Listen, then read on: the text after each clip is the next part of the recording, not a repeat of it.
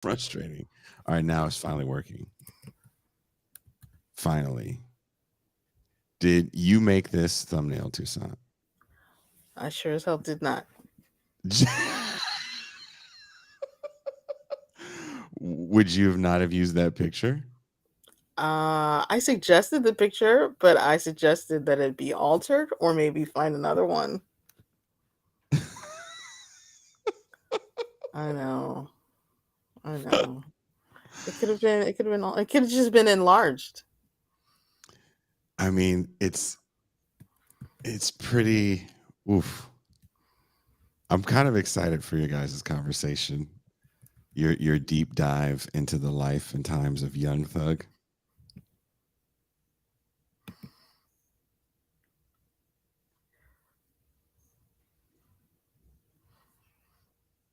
Oof.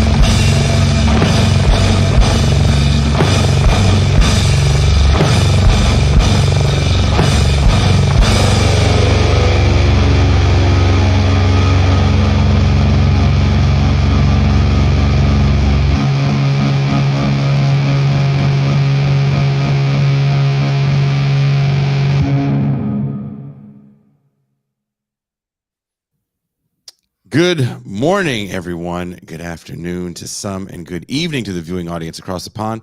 My name is Jason Miles, and welcome to another episode of This is Revolution Podcast.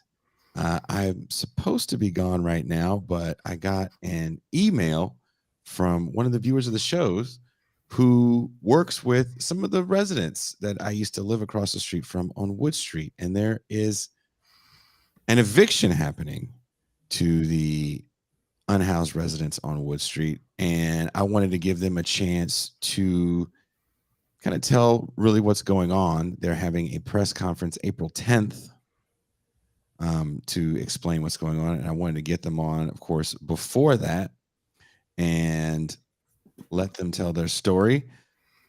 Before I bring anyone in, first and foremost, I do need to bring in the producer and pretty much going to be the host of this show. Once I speak with the Wood Street residents, I'm going back off air, and she's going to continue with the regularly scheduled programming that is Young Thug, Rap Lyrics on Trial. Please welcome one and only M. Toussaint. Hello, hello. Very nice to be here. You've been talking about this show for like 2 months. Yeah, I have. And you finally got it all situated. You got your dream team of Except my Jason. I am not a part of this dream team. I don't know a young thug from an old hoodlum. Great. Thanks, Granddad. They don't make them like X-Clan anymore. That's kind of my take. I think I was at a festival that Young Thug was at. There's another person that has a thuggy kind of name. Who's that? Is there a 2 Chainz? 2 Chainz. There's a 2 Chainz and a Young Thug. Not the same guy. Not the same guy, no. Very different guys. Mm-hmm. Are they both really thin? I don't know. Dad bods on both of them, but 2 Chainz is heavier. Gotta hold up those chains, you know. What is your saying again? Dad bod, small rod? Yep. Jesus Christ. It's like He's the starting a meanest thing I've ever heard. magazine. Starting a magazine. That's the Dad meanest bought a thing I've ever small heard. rod. It's the meanest thing I've ever heard in my life.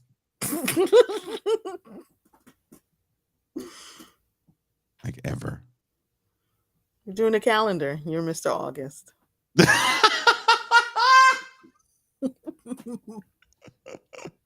I wish I had hair like the Young Thug gentleman. He has a weave. Are you serious? Mm-hmm. I think his hair is pretty like fine.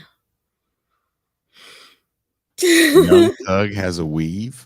A lot of Why these is he on rappers have trial? weaves. Oh, For a well, fashion crime? for his hair, he should probably be on trial for fashion crimes. Jesus Christ. He How dresses can you like an take old someone lady. like I have to ask you a question. How do you take one seriously calling themselves Young Thug with weave dreadlocks? That is not Listen, thuggish, Young they're Thug. very well kept. He is. He has a good look, good stylist. A The lot of these young DA, rappers don't have thick hair, thick luxurious hair. They have to do something. the DA is I need to understand why this person is on this mission to get a thug, inverted quotes, with extensions. I do too. Maybe we'll get to the bottom of it. Because when I think like the hardest dudes alive, extensions is the last thought I have. They're image conscious, just as image conscious as any other type of superstar. Like, can you imagine like just the hardest dude alive just trying on different outfits before he leaves the house? Yes. Like, Yes, different old lady Chanel jackets. different hats to go with the Dickies.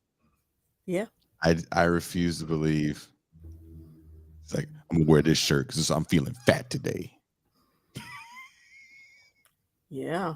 It's my fat shirt day. I don't see why not. That's the reality show that America needs. Yeah. Of all the horrible television ideas, the reality show that America needs is the fashion conscious hoodlum. Mm-hmm. And that Gotta person figure out which drop earrings to wear. It's true. It's true. Their fashion choices have become expanded. You seem to be frozen, Jason.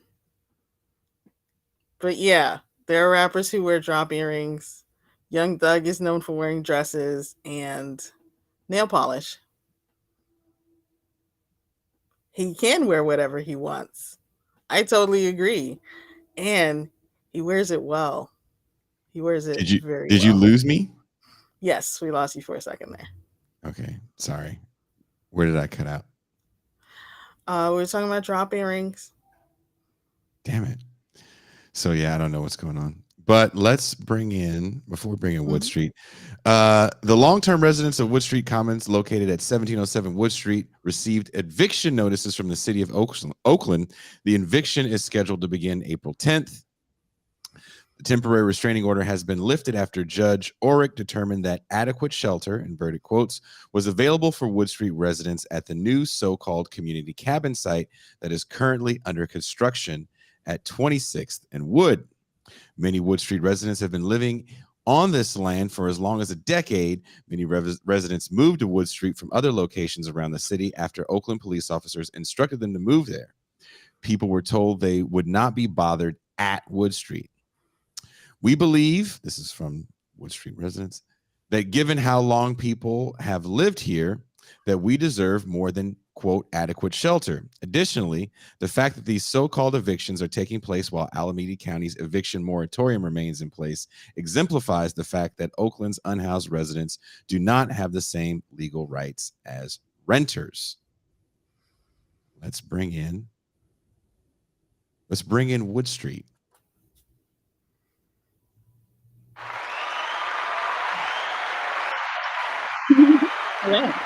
You get an applause. Wood Street Lydia here. How are you? Not too terrible under the kind of terrible circumstances. How's the weather up there? Oh, it's been beautiful except for yesterday. It was raining. It could have done without the rain, but been enjoying the sunshine the rest of the week. I've heard horror stories about the weather in the Bay Area. I'm about 10 hours south in Mexico right now, but I do still miss home, being that I lived on 2200 Wood Street, not too far from where you guys are right now.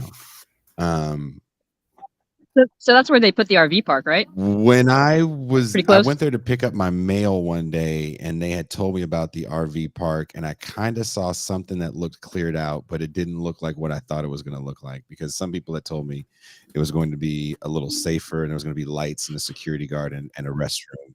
None of that happened.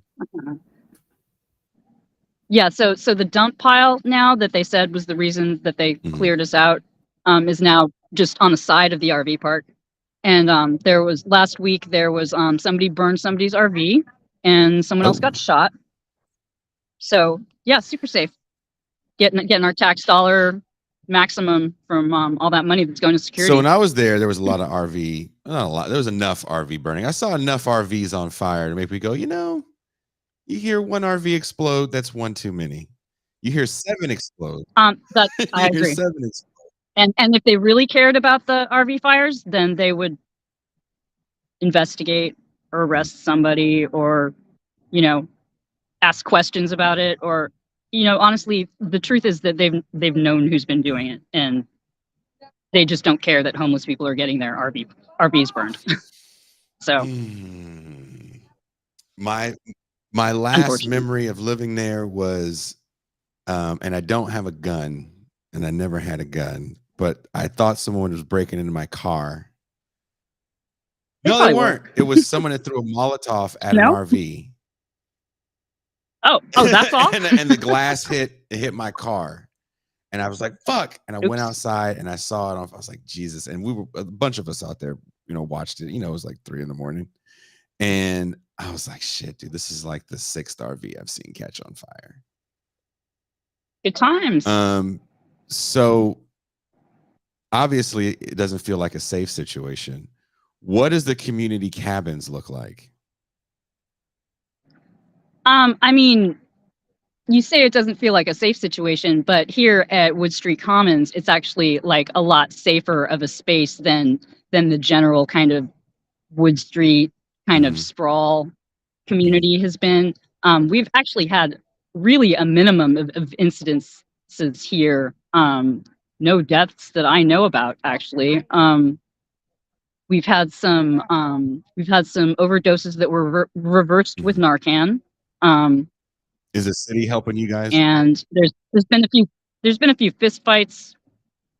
We hear shots around on the block, more than we like, but nobody in here. Somebody might have got shot in here at some point, but that's not really you guys doing all the shooting. Those are like other people doing all the shooting. Yeah. Basically. And some people just shoot guns off in that area just to shoot guns off in that area, which is maddening. Yeah, a lot of the shots are people just kind of showing off and target practice. That's true.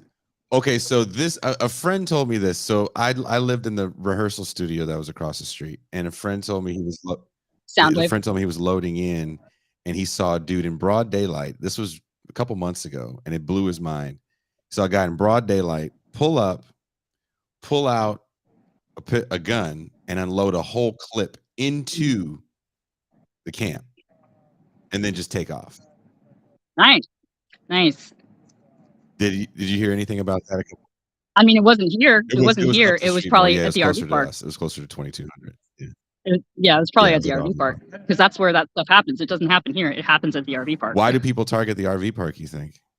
Just because they can? I don't know. Like, honestly, I think that their whole like security model, like have people do security that don't live there, like exacerbates the poor security situation. It makes people angry. It makes people feel oppressed.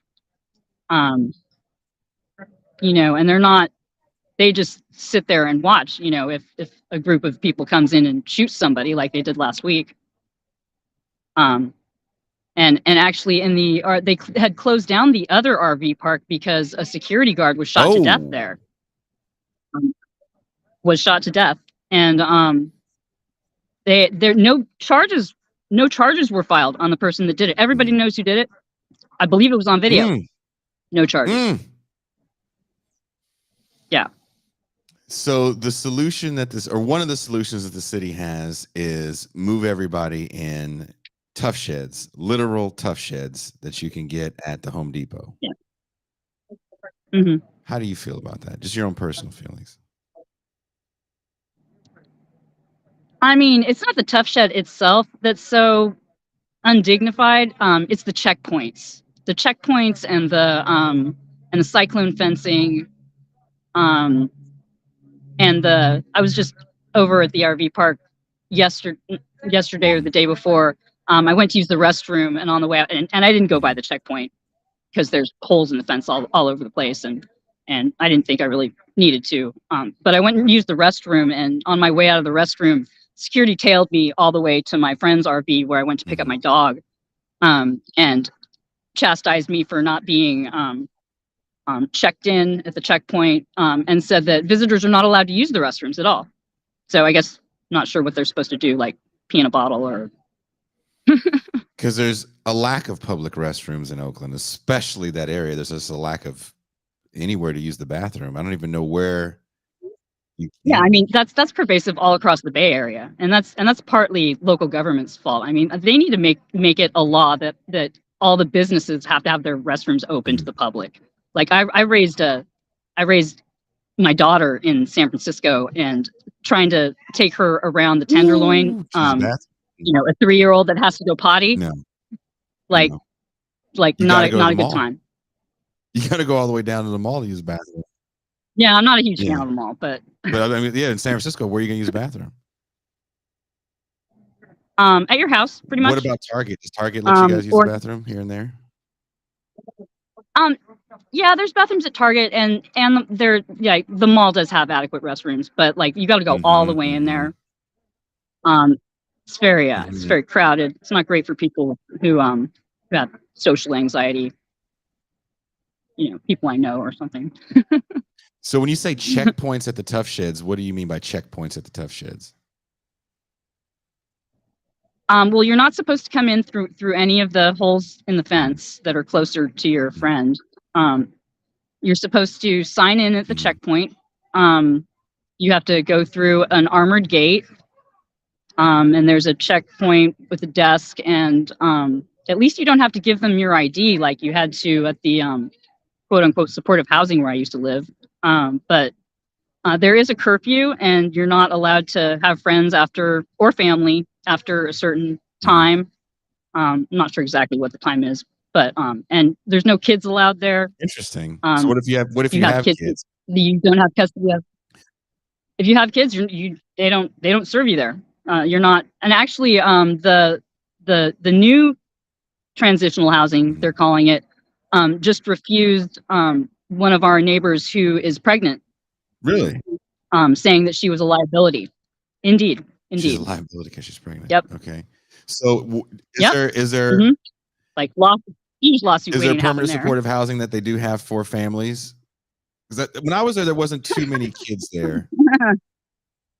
Not permanent. I mean, maybe there's some resources that I'm not aware of, but I'm pretty hip to most of the resources. I used to be a more or less case manager in the city around that kind of stuff, and I keep my ear to the ground about that kind of stuff. And there just isn't a lot of housing. There's not a lot of low income housing at all. Never mind like family programs or places where you can have kids or have enough space for kids. So kids aren't allowed in the tough sheds. Our kids are not allowed at the RV. Or the RV they park. Are allowed at the RV park. They're not allowed in the RV park. They're not allowed in the RV park either. No. So if you have family, you're just SOL. You don't get to hang out with them at your place. Wow. So what are you guys asking the city? What are you guys What are Hello, we can you hear me? asking? Okay. What Yeah. are you guys asking the city for in your April 10th press conference? We're asking for common sense and humanity. We're asking, I mean, our big ask is that they let us keep doing what we're doing here, which is essentially we're running an emergency shelter and a transitional housing program here with no funds or resources whatsoever. We're asking that the city just give us a little assistance in passing the RFQ so that maybe we could qualify for a grant of the more, I believe it's $60 million a year they've got in homeless money that is mostly getting just kind of embezzled by these nonprofits. We're already doing the work. We have a really amazing infrastructure with our community kitchen that neighbors depend on, you know, for blocks around. They come and get food out of the community kitchen. We have events here all the time, open mics, poetry slams, bands play here. Like we're a cultural asset in the neighborhood. And we have a really awesome network of housed advocates who support us and volunteer and help us make this a more visually pleasing place and do art. And we've got a lot of traction here. And I think that that's really why they want to get rid of us, honestly. You said because of the dumping? No, like they don't want to get rid of us because of the dumping. Like they're proliferating the dumping. Like there's a phenomenon going here. I call it woodsploitation. Okay. And it's where we ask them for assistance or just like we ask them to let us mitigate an issue such as the illegal dumping. And we've been begging them for dumpsters for years. They won't give us a large size dumpster because they say that it'll exacerbate the illegal dumping, which is already like that ship has sailed. Like people are already illegally dumping there. So they just have us, they tell us to dump our trash on the ground, like at one end on the street, you know, because they know that makes the neighbors hate us and it makes us hate ourselves. You know, nobody wants to live. Yeah, nobody wants to live in a trash dump. To give people kind of an idea, I think I might have a picture somewhere. If I have it, I'll try to post it. I'll give it to MT to post. You know, they proliferate these conditions that we ask them to help us with, and then they, you know, when they get a wild hair, they decide to move us out. They blame us for the conditions that they've been proliferating. The dumping is pretty foul because the dumping also leaves. Before we came on, I heard you guys talking about rats, and the rats got just out of hand. Because my dog likes to chase rats. Because my dog likes to chase rats. And actually, another thing about the rats, like they call this Dogtown because they used to experiment on dogs here, and I think that the rats of NIM here like are like dog clones or something. Like they're freaking bigger than your cat, man. It's crazy. They're massive, and like if you don't make friends with them, like you're in trouble. The dumping, and it's not to give people kind of an idea of the dumping. I don't know if people are, you know, if you're maybe it's contractors coming dumping their trash, and people that have those companies that say things like we'll pick up all the trash in your house for so much money. They're not going for cheap and not pay the dump fees that they dump literally it here. Dump their trash on Wood Street. So it's actually, you know, if you're one of those people that uses those companies, you should really ask for a receipt from the dump, because we found so many IDs just strewn all over the place, old IDs and stuff. Oh yeah, I've got a whole collection of those, that I've found. It's sad, but yeah, contractors clear out apartments that people have been evicted from. It's kind of a mixed blessing because a lot of the people here survive doing recycling out of the dumping. And we're really like doing a service by recycling, upcycling, and diminishing the waste stream that does eventually go to the dump. Well, what can the viewers do to help you guys out before April 10th? Come out on Monday. come out on Monday. Show your support. If you can't come out, write to the mayor, write to the Oakland district supervisors, write to the city administrator's office. Tell them that that we're doing good things here, and that we're doing important services like above and beyond any of the service providers that Oakland is paying for, and that we're an important resource that Oakland needs and doesn't need to bulldoze. Is there any? There's also the issue here of this is actually an archaeological treasure trove of artifacts that shows a record probably of human civilization 10,000 years into the past, and it's not documented at all. And they've bulldozed all the areas around here that also have that kind of material, but this is the only space left where that material can be easily recovered. I mean, it's beneath a lot of the streets that are paved over, but this is really the only place where it's raw that those can be accessed. Did you uncover Too Short's first release? You know, I don't think that Too Short's been here, although I've seen his shows. Like, he puts on a hell of a show, man. That's what you need. If you need to uncover the first MC Hammer vinyl and Too Short's first release, and I think historical. You're dating yourself, sir. I have no problem dating how 45. I'm very 45. If you can find those two things, if you can uncover those things and say, you know, I probably had those things when I had my palatial estate under the overpass here before Caltrans like stole almost everything I owned and sprayed me with pesticide. Goodness. Yeah, that part.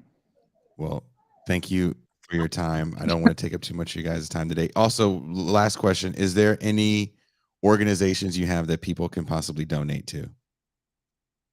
Absolutely. We have the Wood Street Commons Fund.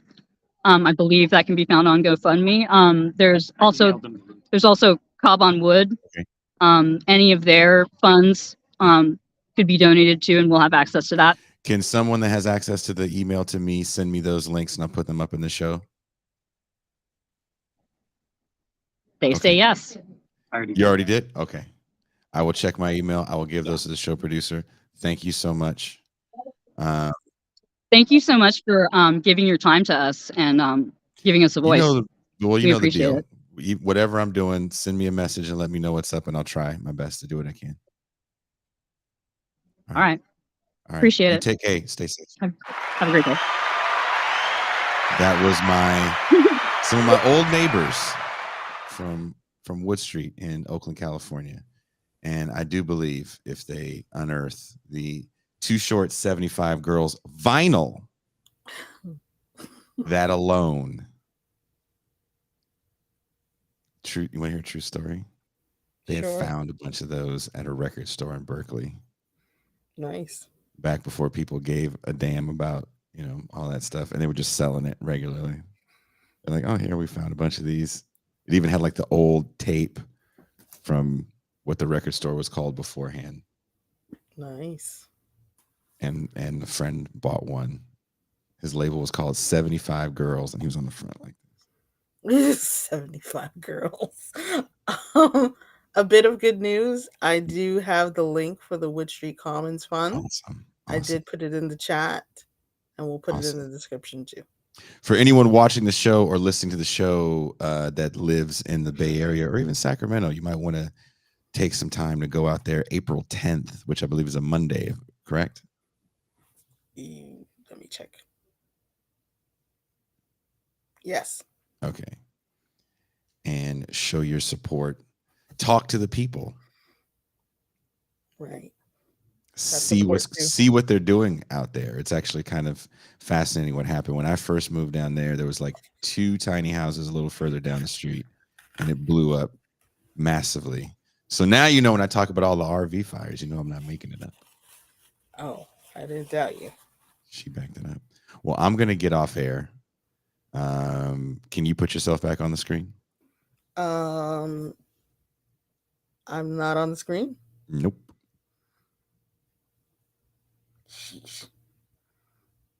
Still not on the screen. No, You are like an old person with a digital camera. There you go. stop it. I'm new to this. I'm usually not on the screen. Well, it's a whole new world for you now. It really is. How do you like this? This is interesting. Are you ready to run the show? No. Why? I'm ready. I'm ready to have a conversation with Eamon and Bill. You have Eamon Whalen, great journalist, Mm-hmm. right? Glad I talked to him before I finished that piece. You have, as you call him, Wild Bill Cody. That's right. Wild Bill. So, should we just? I'll bring these guys in, and then I'll make an exit because I do want to say hello to both these two wonderful gentlemen. Please welcome journalist, Minneapolis's finest, Eamon Whalen. Hey, thanks for having me. Good to be back. And please welcome my favorite guest so far on Pop Life. This man's got stories galore. He has lived a life. Wild Bill Cody. Hello, Jason and Scott and Eamon, and good to be here. Nice.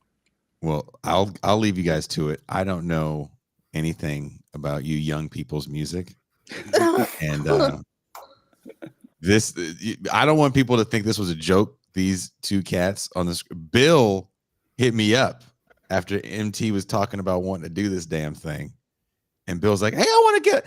Is MT going to do that show?" And I was like, "I know she wants to." So I told MT, I was like, "Hey, Bill wants to do the show with you." And I forgot, how did Eamon get it? How did he get into the mix? Eamon wrote the article that I happened to find. That's right. That's right. That's right. Look, there's just too much hip hop shit going on. I'm out. You guys. I love you guys. MT, I love you. Peace. Thank you. All right. Bye-bye. Bye, Jason. Bye, Jason. Okay. So let me just read a little bit to give some, well, maybe we'll just ask the guy who wrote the article. Eamon, can you give us a bit of background on what you think we should know about Young Thug's case? Yeah, this case, there's several different things going on that I tried to kind of briefly highlight in my piece. But a little bit of background on the case is that I think it was last June, Young Thug and 28 other people were indicted in a RICO charge in Fulton County, Georgia, Atlanta.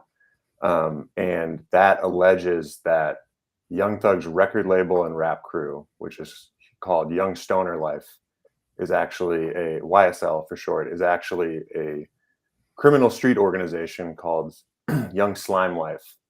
And they are responsible for a long list of crimes that are going back to 2015 at least. Like this it's very clear that this has been a long indictment and trial in the making. And so what RICO indictments are designed to do is prosecute the mafia and white collar criminals and people that may not be engaging directly in crimes, but is to create evidence of a criminal organization. And so the argument that the DA in Fulton County, Fannie Willis, is making is that Young Thug is the leader of this criminal organization called Young Slime Life. And what the indictment does, which is getting the most amount of controversy and criticism from around the country, is that it has these things called overt acts in furtherance of the conspiracy to violate the Racketeering Act of Georgia. And those overt acts in furtherance of conspiracy are largely Instagram posts, pictures of people, some text messages, but a lot of lyrics of them saying, some they are accusing them of their lyrics of identifying actually specific crimes. The DA thinks that they can connect that to it, but also a lot of the lyrics are just them saying YSL or them talking about a gun, or like Young Thug has a song called Anybody with Nicki Minaj is on it, and he says, ready for war like I'm Russia.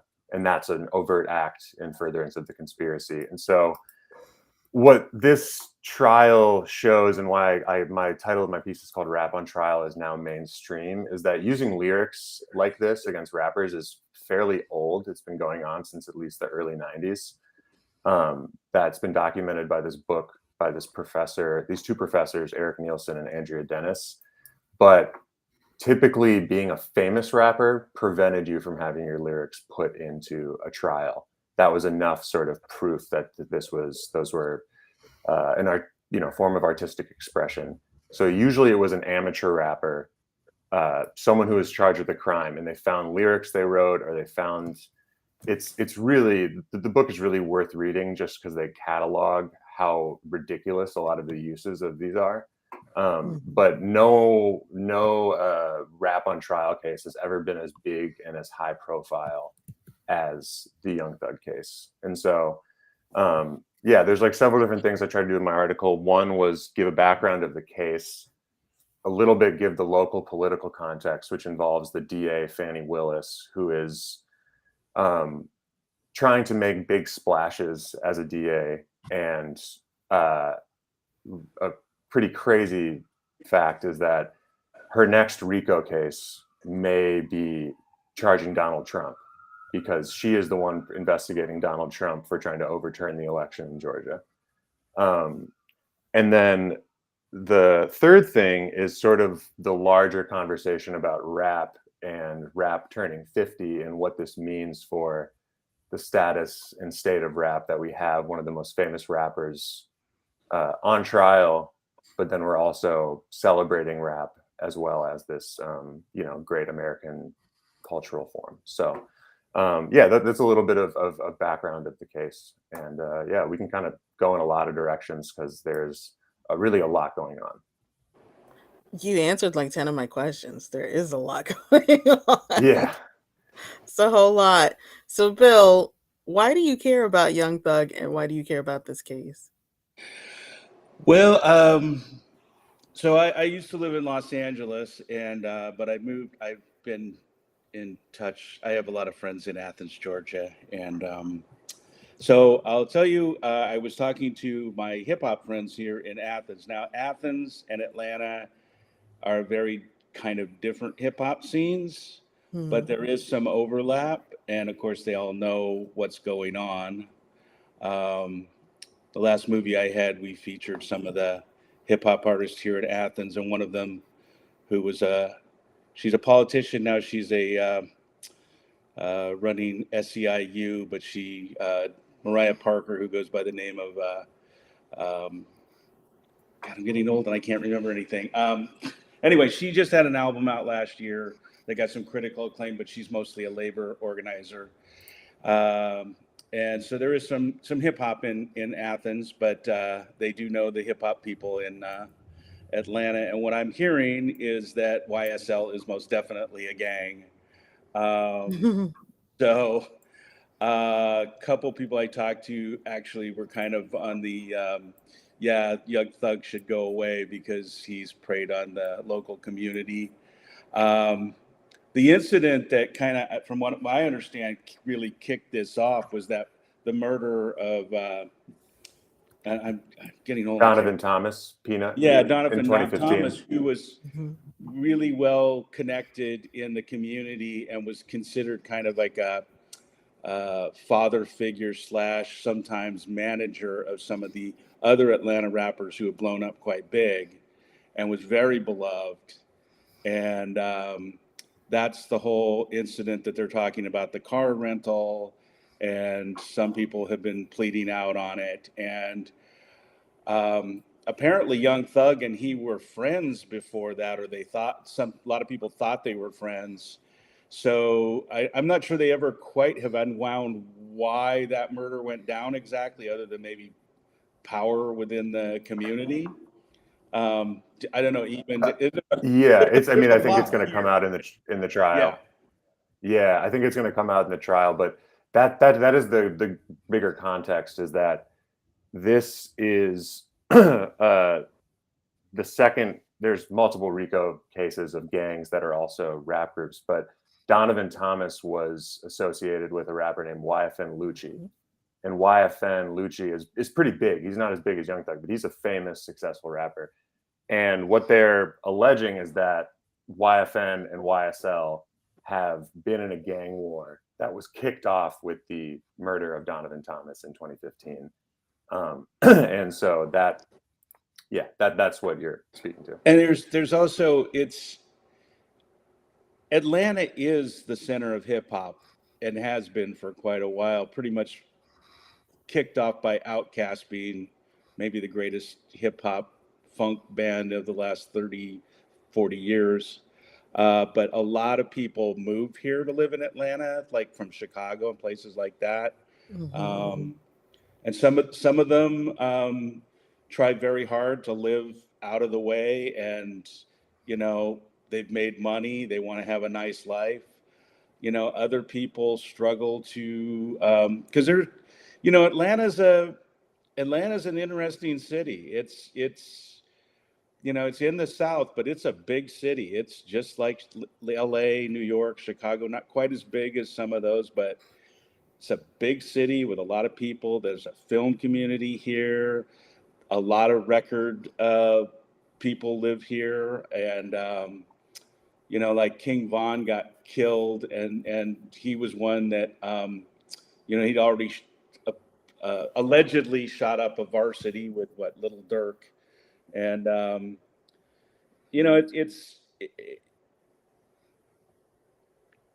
I think there's two things here, and I think I really liked your piece, Eamon, by the way. I did not like the documentary on Little Baby. No, the one on Prime, Amazon Prime. Mm-hmm. The rap on Yeah, trial. because I think it focused. Yeah, I haven't watched that yet. Well, all they wanted to talk about was the rap lyrics, and they sent out Kevin Liles to represent 300, and 300 is a very interesting group. And I was talking to a friend yesterday. I mean, there's a lot of people in the hip hop community who think some nefarious things go on with 300, because they one of the first things they do when they get these young. Oh, we lost Bill. Bill dropped out. We'll see Bill soon. If he can. Yeah. But yeah, what he's getting at is important, and I think it's part of what I talked to two people in the piece. Eric Nielsen, the guy who wrote the book Rap on Trial, who's an English professor at UNIN, who is one of the biggest people to write about the use of the lyrics on trial, and he's often hired as an expert witness by legal teams, and he is retained by Young Thug's legal team, so he wasn't able to speak on the specifics. But the second guy I talked to was Ken Montgomery, who's a defense attorney in Brooklyn, who was Bobby Shmurda's lawyer early in his case, and was also Rock from Helta Skelta's lawyer during a murder trial, if you're familiar with them, and was Ruck, former, later known as Sean Price.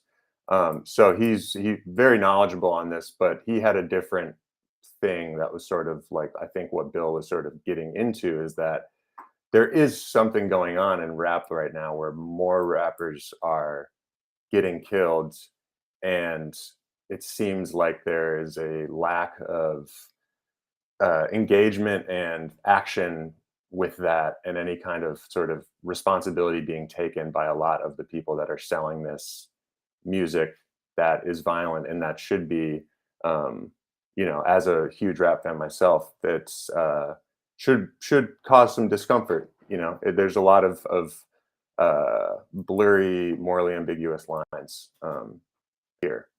So I think that was sort of in the direction that he was headed. And yeah, so. Hey. Oh, back. Sweet. Yeah. I was backstage. Yeah, exactly what you were talking about. And one of the things I was texting with Toussaint the other night is like, there's a history here of people who come from these traumatic backgrounds making great music, often based on their life stories, and people making money off of it. And then, you take somebody. I was telling Tucson, I've kind of weirdly fallen in love with this kid, Youngin Ace, who came out of the Jacksonville wars that were down there, and he's moved to Houston, and he's gotten himself completely out of. He's still making music, but he's not in the war that's going on down, and it is a war down in Jacksonville. And now he writes all his songs are about the need for therapy and love.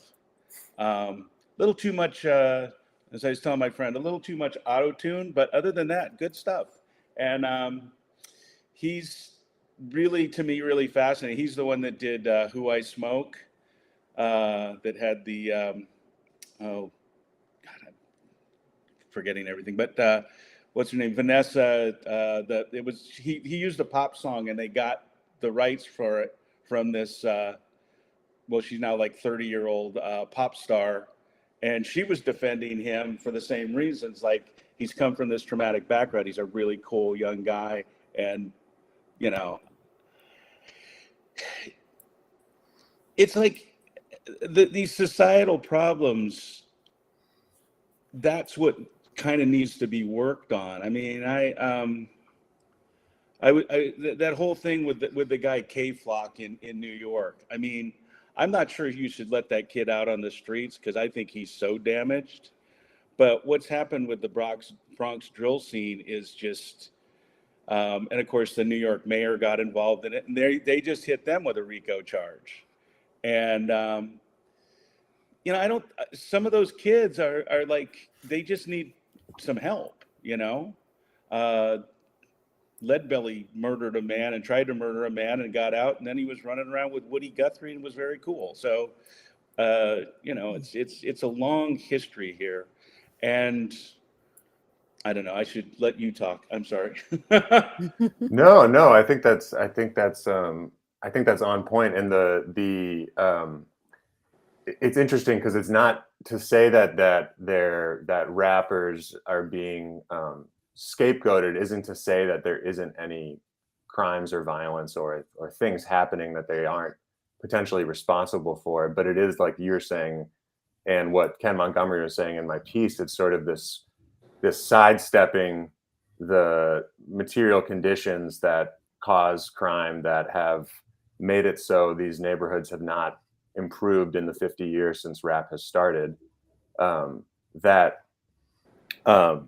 Then we can just, put these rappers on trial as a sort of example that I know I'm not old enough to really remember the sort of early moral panics of rap when it came out in the 80s and 90s. I kind of grew up as in the shadow of that, and it already being sort of ubiquitous pop music, but it harkens back a bit to that. I'm wondering if you see parallels, like having seen this develop from subculture to mainstream pop culture. Yeah, well, it's funny because I am dating myself because no one. Anyway, I was going to make some bad joke, but anyway, one of the best shows I ever saw was Fishbone opened. Then it was the Chili Peppers back before Hillel died, and George Clinton joined them halfway through, and the headliners were Run DMC, and Run DMC. It was packed out at the Palladium in LA, and Run DMC was just on fire. They were fantastic. They were all over the stage. They were every bit as good as a rock band. 6 months later, they came back with the Beastie Boys opening. And if you've ever seen pictures of the early Beastie Boys shows, before Adam became a soccer dad, they were like unbelievable. And shortly after that, there was Run DMC played Long Beach Arena, which I think holds like about 12,000. And there was a shooting. And that was the end of hip hop in LA for a number of years. Whereas, I come from the punk scene, and they did outlaw a bunch of punk shows. But, yes, there used to be a lot of fights and bottle throwing at punk shows. And they did certain people had a hard time playing. Black Flag had a hard time playing, but overall, they didn't like outlaw music for white kids, you know. And I don't know where I'm going with this, except Yeah, that no, I think there's but some really unfair treatment, particularly of any type of music that comes out of the Black community is considered a threat. Not that rock and roll hasn't been considered a threat as well, but I think it tilts more in favor of trying to shut down those types of things. yeah, and one of the points that stood out in Nielsen and Dennis's book, the Rap on Trial book, is one of the points they make of why it has become a very common strategy for prosecutors to make is that rap is prejudicial to juries. It is an effective way of getting juries to get on the side and start to doubt the innocence and character of the defendant. And so they cite this study by the psychologist named Stuart Fishoff from 1999 that it introduced its participants to a hypothetical Black man. Some were told the man was on trial for murder. Others were told he was the author of lewd and violent rap lyrics, and they read the lyrics. And then others were told both. And he found that the exposure to the lyrics evoked a more negative reaction than the reaction to being told that someone was on trial for murder. And so it's this way that it carries this sort of, and that's why they say it's a way of sort of being able to talk about and evoke these kind of tropes of Black criminality without being explicit about it in a courtroom. And that's that is where it starts to, get sticky. And because the average jury member does not, they don't listen to gangster rap, I doubt, Well, that was one of the things that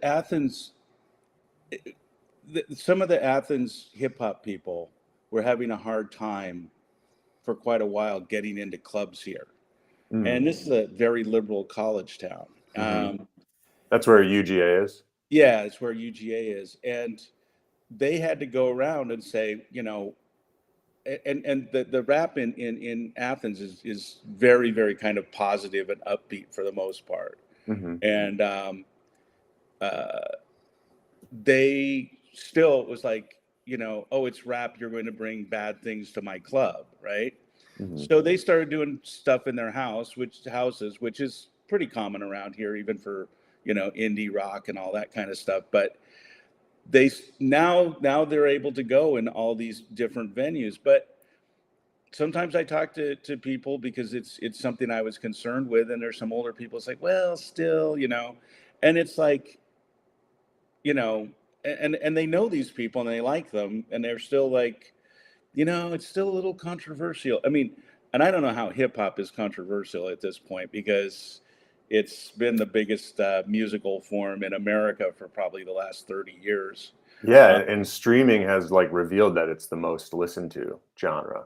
Yeah, well, I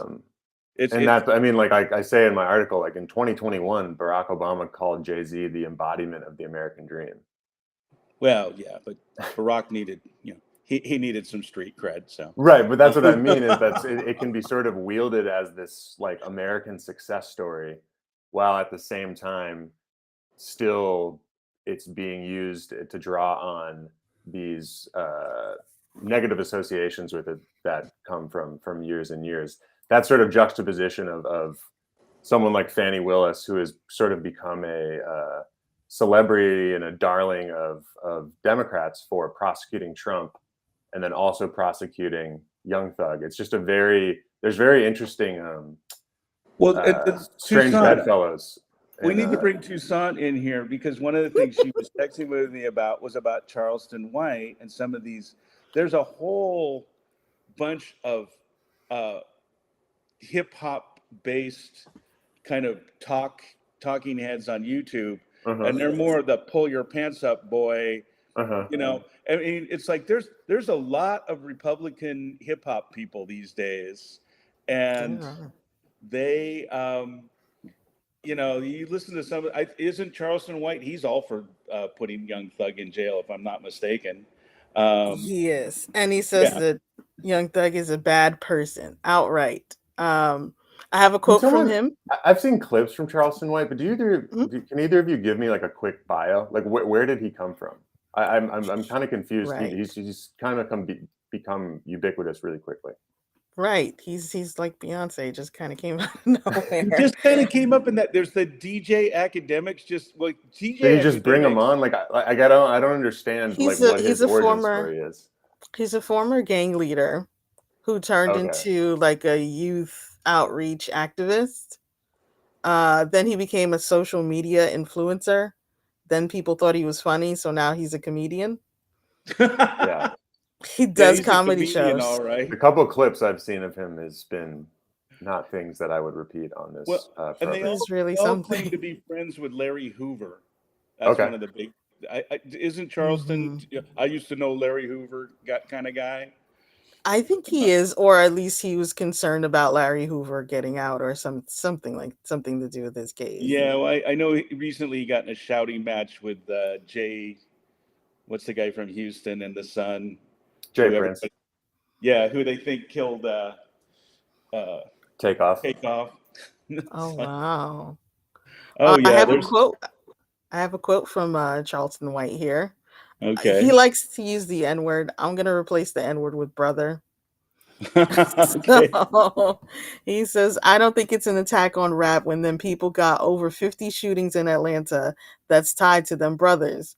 How is it an attack on rap when he just buried his baby's mother? How is it an attack on rap when they got real footage, audio recordings of this brother saying, man, y'all must done got soft. Y'all ain't killed them brothers yet. How's that an attack on rap? Maybe black people in Atlanta, homie, fed up with millionaire brothers being gangsta. Well, and that goes to the thing of, and we were talking about this the other day, even when I was texting with Son.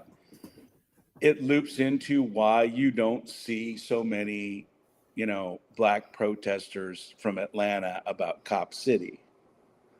Cop City is bigger in the country. There's bigger protests sometimes in New York against Cop City outside of Atlanta. And they did have some protests here. I'm not saying they didn't. But, one of the claims the police said is everybody we arrested was from out of state. And it's true to a degree that there are, like, part of that community are like, we don't like the crime. And Atlanta has, a friend of mine was poking fun at me the other day because he was like, how is it in Georgia? I hear Georgia has more murders than Southern California now. And I was like, I don't think there's been any murders here in Athens, but, you start talking about stats, people start getting afraid, I was just working, I worked for the city council in LA. And one of the things that I talked about to people is, 2 weeks after George Floyd, there was a guy living in an RV in a nice neighborhood, and they were all upset. They wanted more police enforcement. I was having a meeting because it was still on the edge of the pandemic out in the streets, and they were demanding that the captain from Hollenbeck come over and explain himself. And I looked up, and every house had a sign, and half of them said defund the police. And I said, well, I'll bring him up here, but you need to take those signs down because he's probably not going to want to hear from you when you're saying you want to get rid of his job. At the same time, you want him to get this guy in an RV out of here. So, I mean, people are funny because everybody says they're progressive until it comes to their neighborhood, and then they're not so progressive. And that's interesting. You brought up Cop City because I wrote a piece about that as well, and the death of the protester Manuel Tehran. But that is that's both of them. It's interesting and to kind of introduce to this conversation the context that Atlanta has among the worst income inequality of any city in America. And there is this sort of And I guess more kind of posing a question to you. It feels like, and some of the people I talked to about Cop City, and then also then just kind of thinking about the Young Thug trial too, is that some of the sort of narrative and mythology about Atlanta seems to be sort of straining under the contradictions of some of this with Cop City and then the YSL trial, of it being this quote unquote Black Mecca. Do you think that is like there's any straining of that, or any kind of like holes being poked in that sort of narrative that Atlanta likes to tell about itself? I think the strains might be more external, because I think they've always been aware of that contradiction here. Sure. You go to the poorest parts of Atlanta are kind of on the south side of the city, and you drive through the neighborhoods and you can see that it's not the same as some of the other suburbs, and it's a Black majority city. I don't think they've had a white mayor in years. And the whole state, I mean, I will say that the state, because it's something I did in my last documentary, because I noticed it, because I did a movie many years ago about Athens, and I did a new one, and it's taken a while and it's still not there, but it's a very different Georgia from 30 years ago. And it's much more, a lot has changed and gotten better when it comes to race relations, but it's still a long way from being where it should be. And it's always very difficult to look at something and say it's a million times better and it still needs another million times to go. It's kind of like being in the middle of a marathon, right? You've run 12 miles, which is pretty darn good.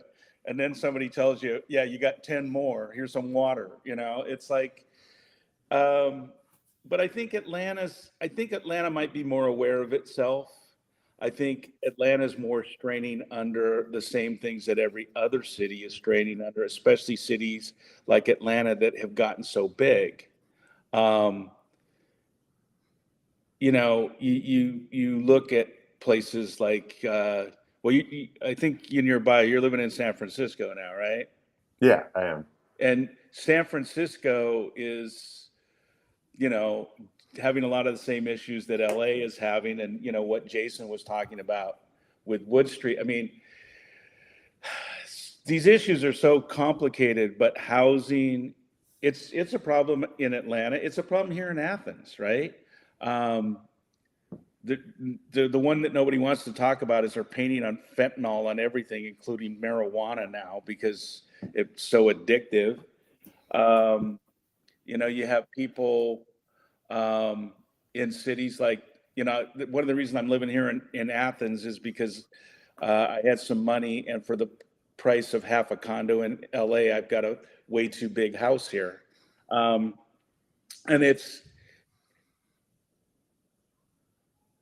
I guess that's the thing, is like we want to pigeonhole it down to, oh, rap lyrics are the thing, right? But it's actually everything, and that kind of comes down to, how do we change how we're looking at a lot of these things? And that's one of the reasons I have always liked this particular show, is because I do think fundamentally we have to change how we're doing business in this country. Anyway, that's way too far out, but going back to Atlanta. No, I think that's true, actually, because this is another thing about, and I think the reason why this case, it goes in so many directions, and it does make you start to consider the kind of totality of social relations, is because rap is about the only pop culture in America that poor and working class Black people still are the predominant stars of. Most, there's a Bertrand Cooper, who's been on the show, wrote a great article for Current Affairs about how Hollywood, as it's diversifying, it's mostly middle class, college educated people of color that are in Hollywood. Exactly. That's not true of rap. And when you go to the suites of who's really pulling the thing, it's still a bunch of white men, middle-aged men who look like me, to be honest with you. Yeah. I mean, have you read the journalist George Chidi? Yes, he's the best. I mean, he's the most knowledgeable on this case by far. And I was supposed to get to talk to him because the mayor here is friends with him. Okay. The mayor of Athens is friends with almost everybody because he's a great guy.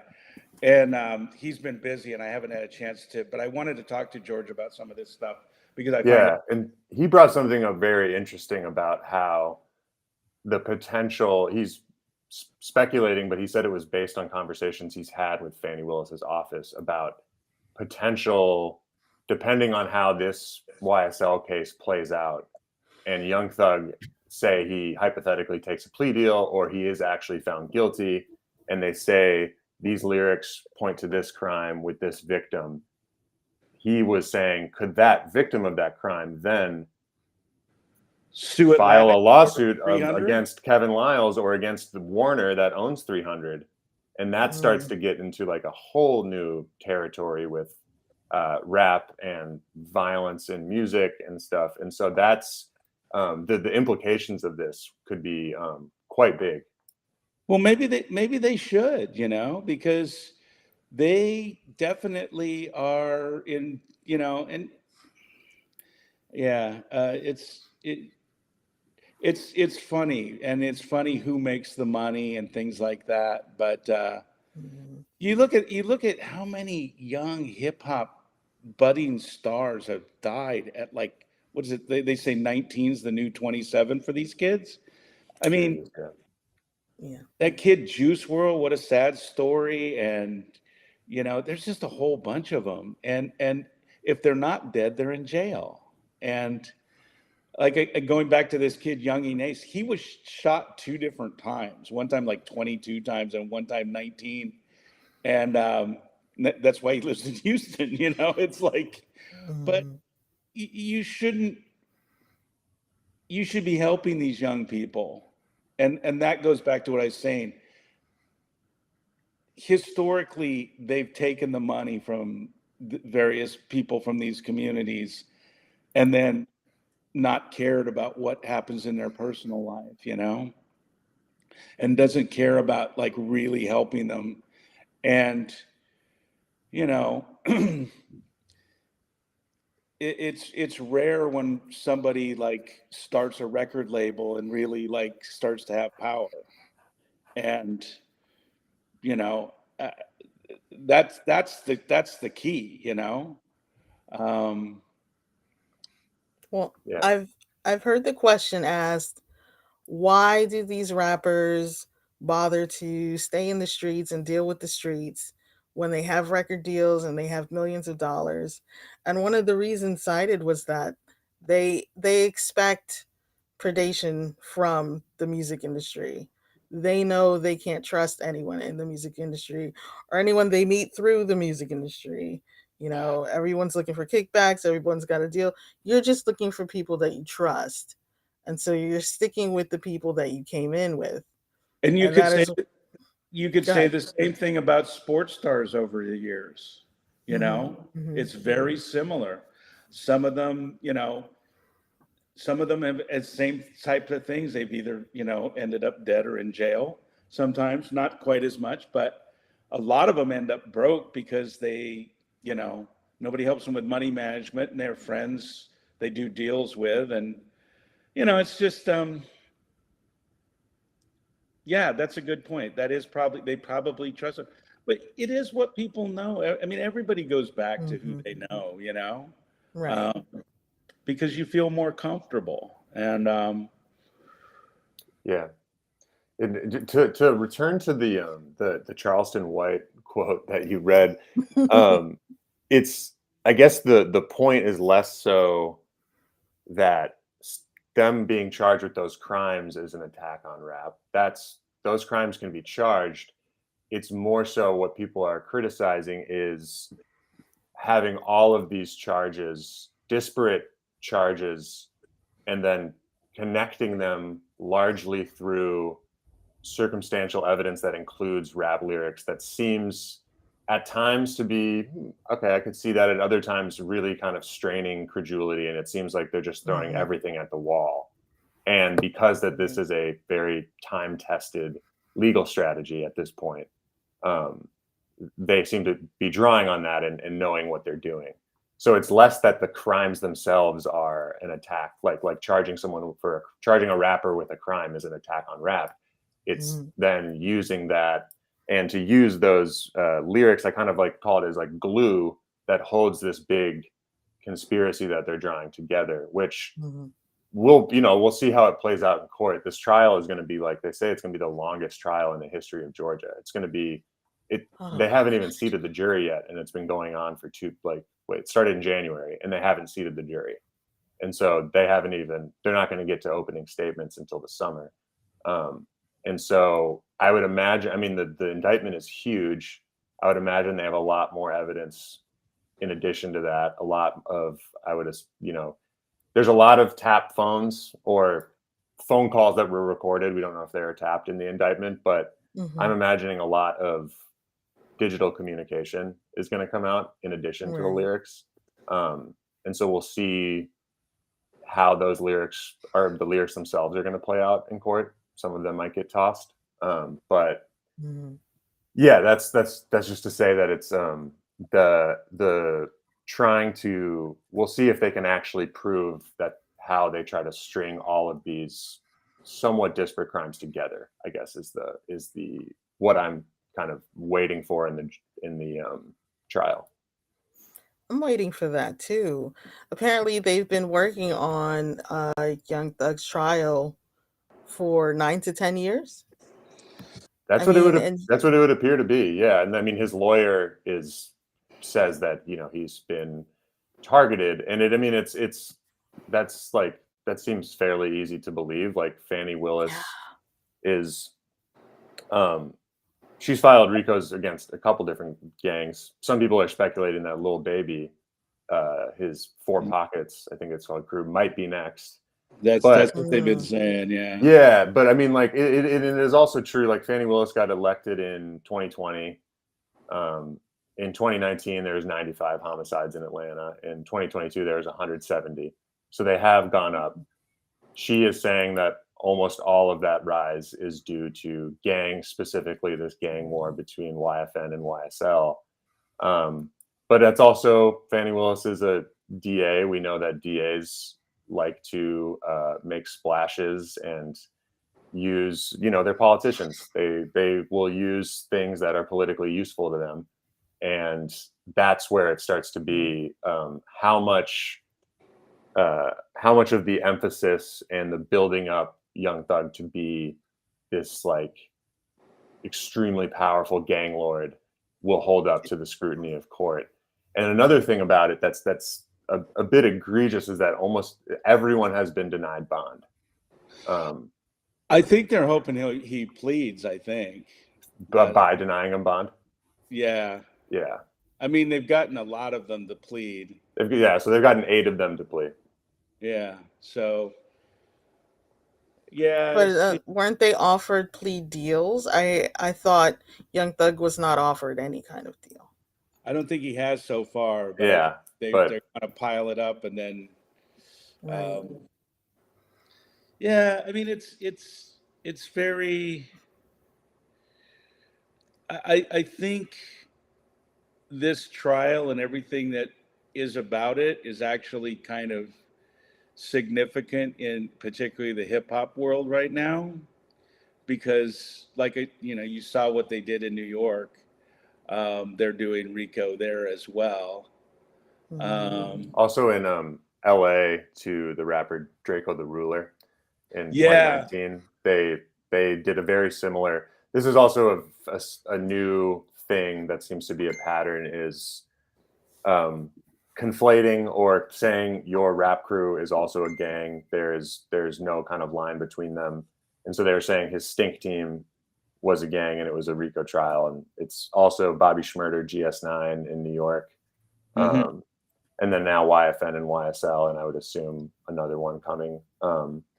or more coming. That's what people are saying. And so that's also a new kind of added, in addition to the sort of rap on trial phenomenon. Yeah, well, Draco the Ruler that's a really weird one too. I got fascinated by that. And did you read Jeff Weiss's article? He wrote a great dispatch from the trial. But he seemed to be very disliked by the other hip hop artists in LA, and how that went down at a Live Nation event. Yeah.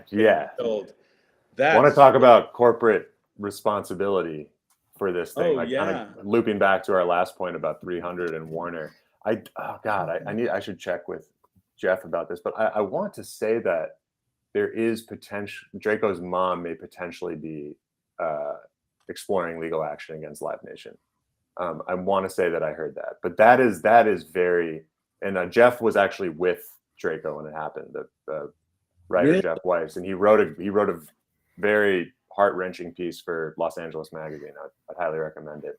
I will check that out. It's because that's another hip hop online crew that gets involved in all of these, like the Whack 100 and what are the other guys? And a lot of them were all connected back in the day. I mean, and they are gang connected, but they're also part of that whole 90s scene in LA. There was a lot of overlap between Suge Knight's crew and the LAPD that nobody wants to talk about. Yeah, I mean the inspiration for Denzel Washington's character in Training Day is that guy David Mack, who was a LAPD. I think he was part of the infamous crash unit. Mm-hmm. But he was an LAPD officer who was suspected to also be a Blood and be close with Suge Knight. Oh, a lot of those guys. Well, that's there's a lot of interweaving of gangs throughout LA that's a whole other discussion for sure. And but LA is more controlled by the Latino gangs than it is by the Crips and the Bloods. They make for good TV, but even the Crips and the Bloods will tell you they're not going to mess with the Latino gangs, who are way, way better organized. And my neighborhood that I was in is this neighborhood, Highland Park. I know Highland Park. It's just exploded, where the houses are like $1.2 million. And while I was there, because it's basically my area, there were two different times where we had a spate of gang shootings between the Avenues and Highland Park. And I would get those phone calls and emails. I didn't spend $1.2 million on this house to have, a shooting down the street from me.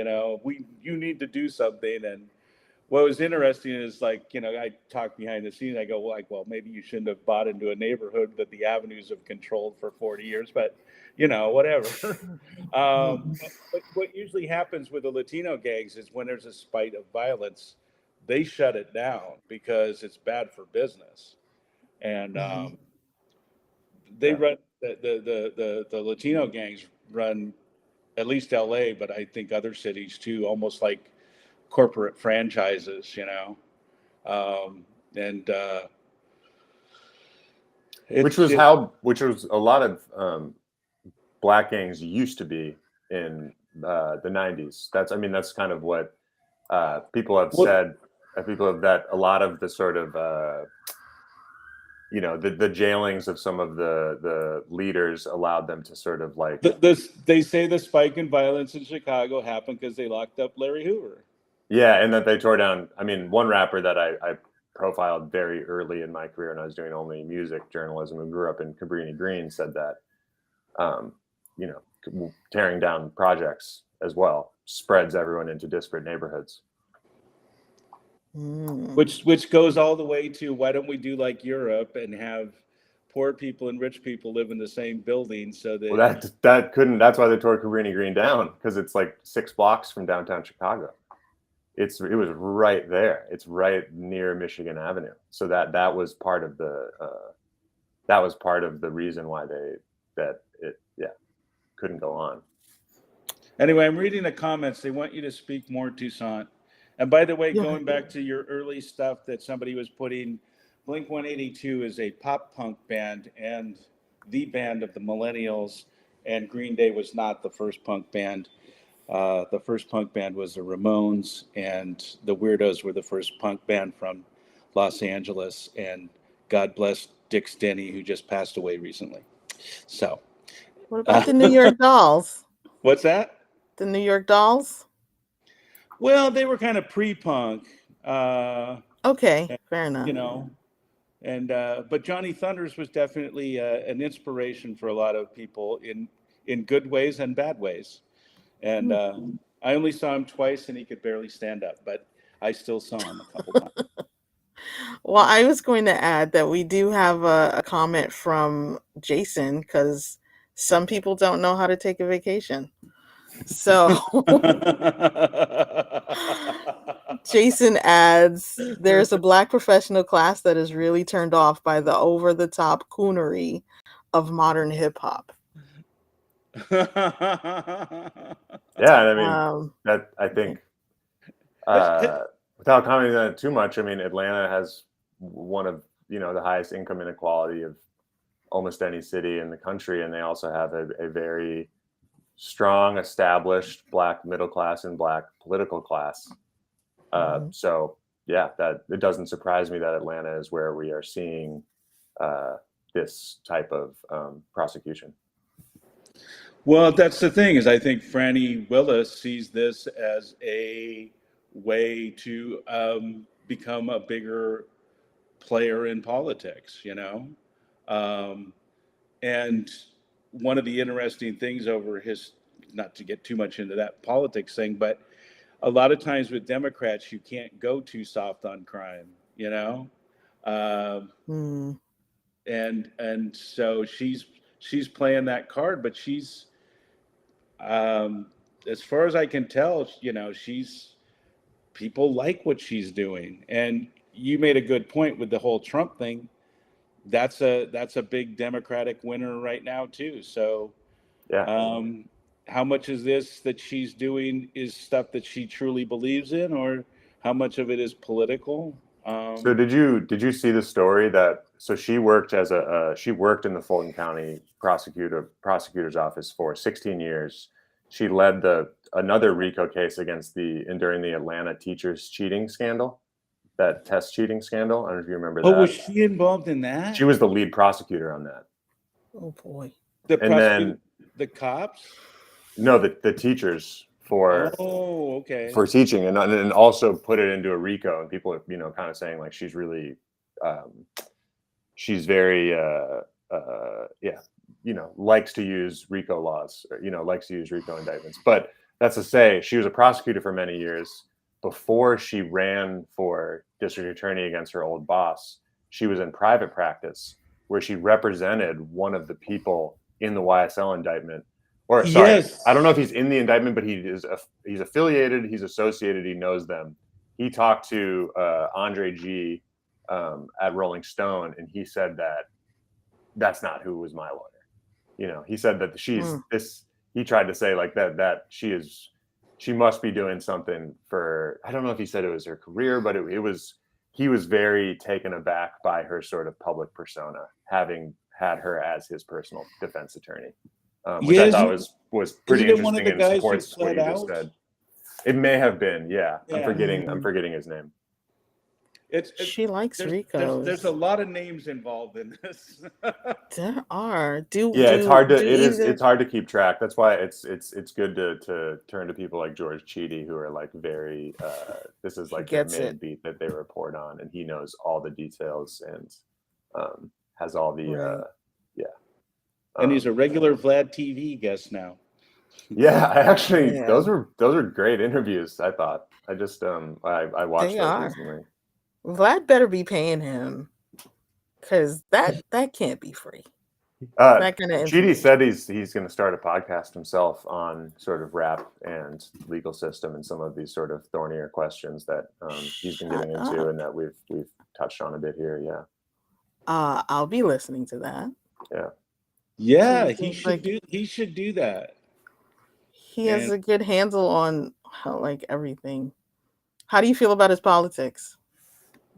about who? His politics, Chidi. Edie? Hmm. I don't.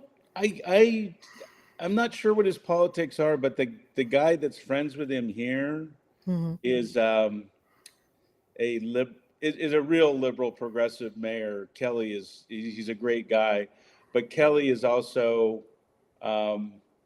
he's part of the Democratic Party. He talks to John Ossoff like once a week.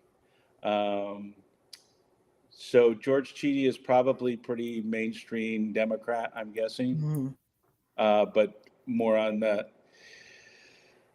you know, Georgia politics is, I'm afraid of getting back into politics, but I did do some stuff here and I do talk to people.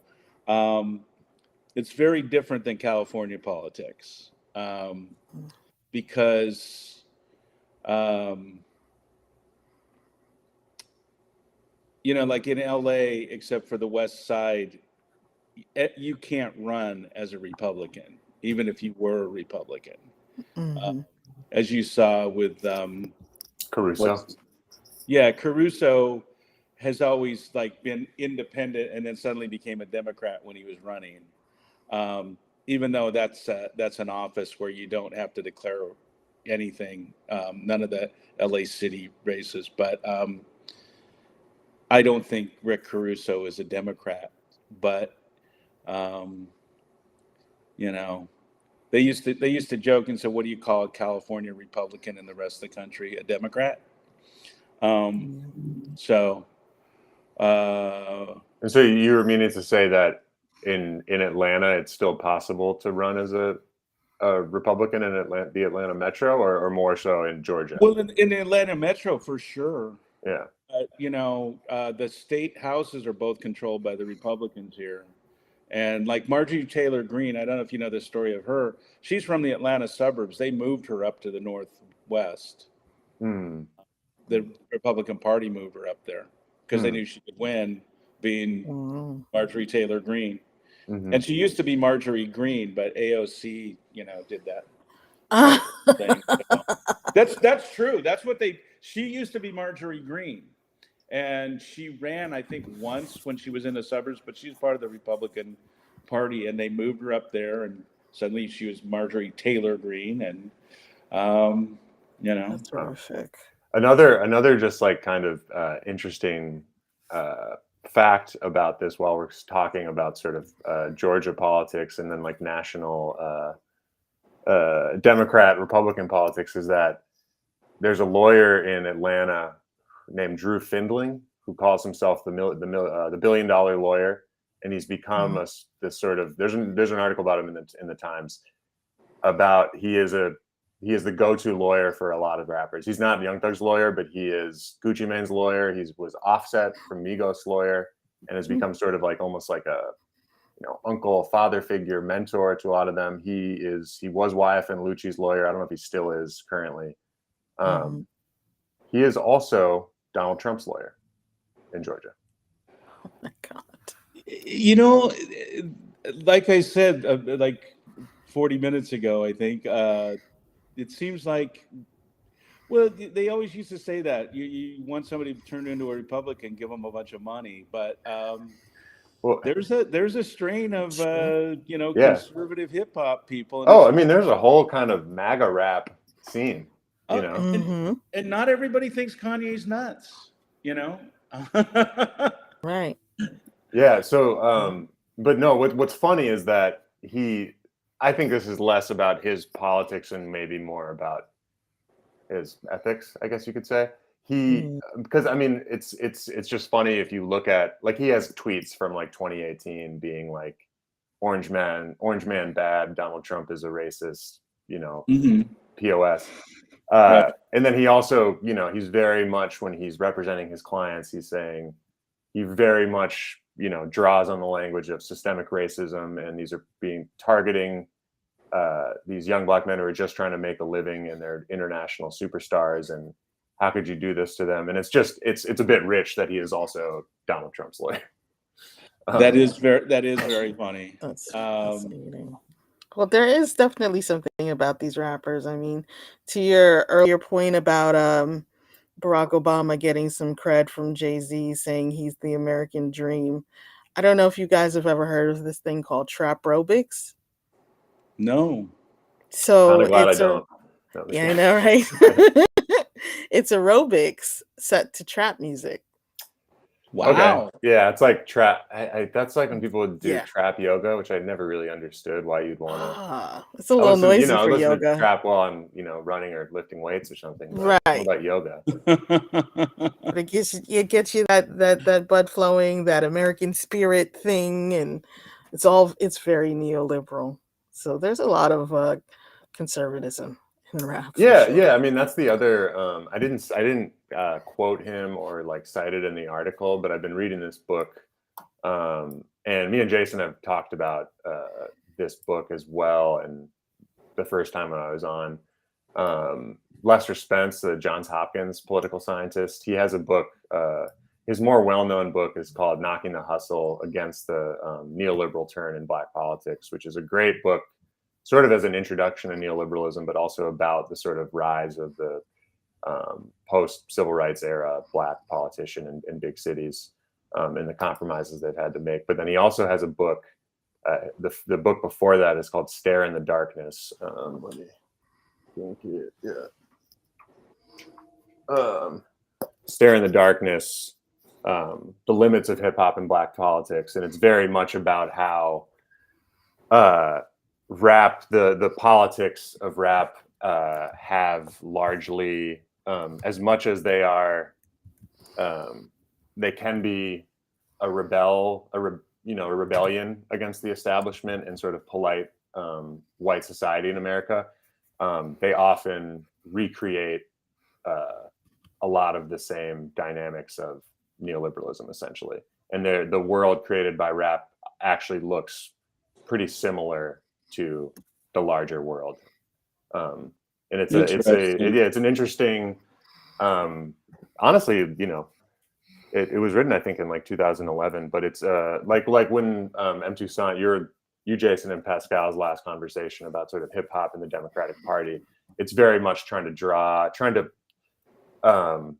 provide a sort of counter narrative to the sort of a lot of the celebrating and congratulating about hip hop as this sort of liberatory political force, which I just think that is missing a lot of the story.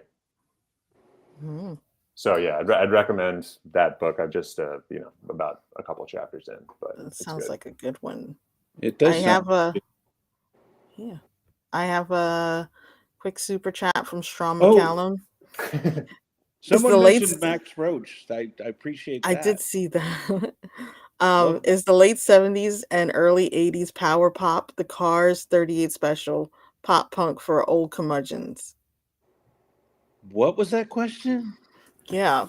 Is the late 70s and early 80s power pop, the Cars and 38 special, pop punk for old curmudgeons?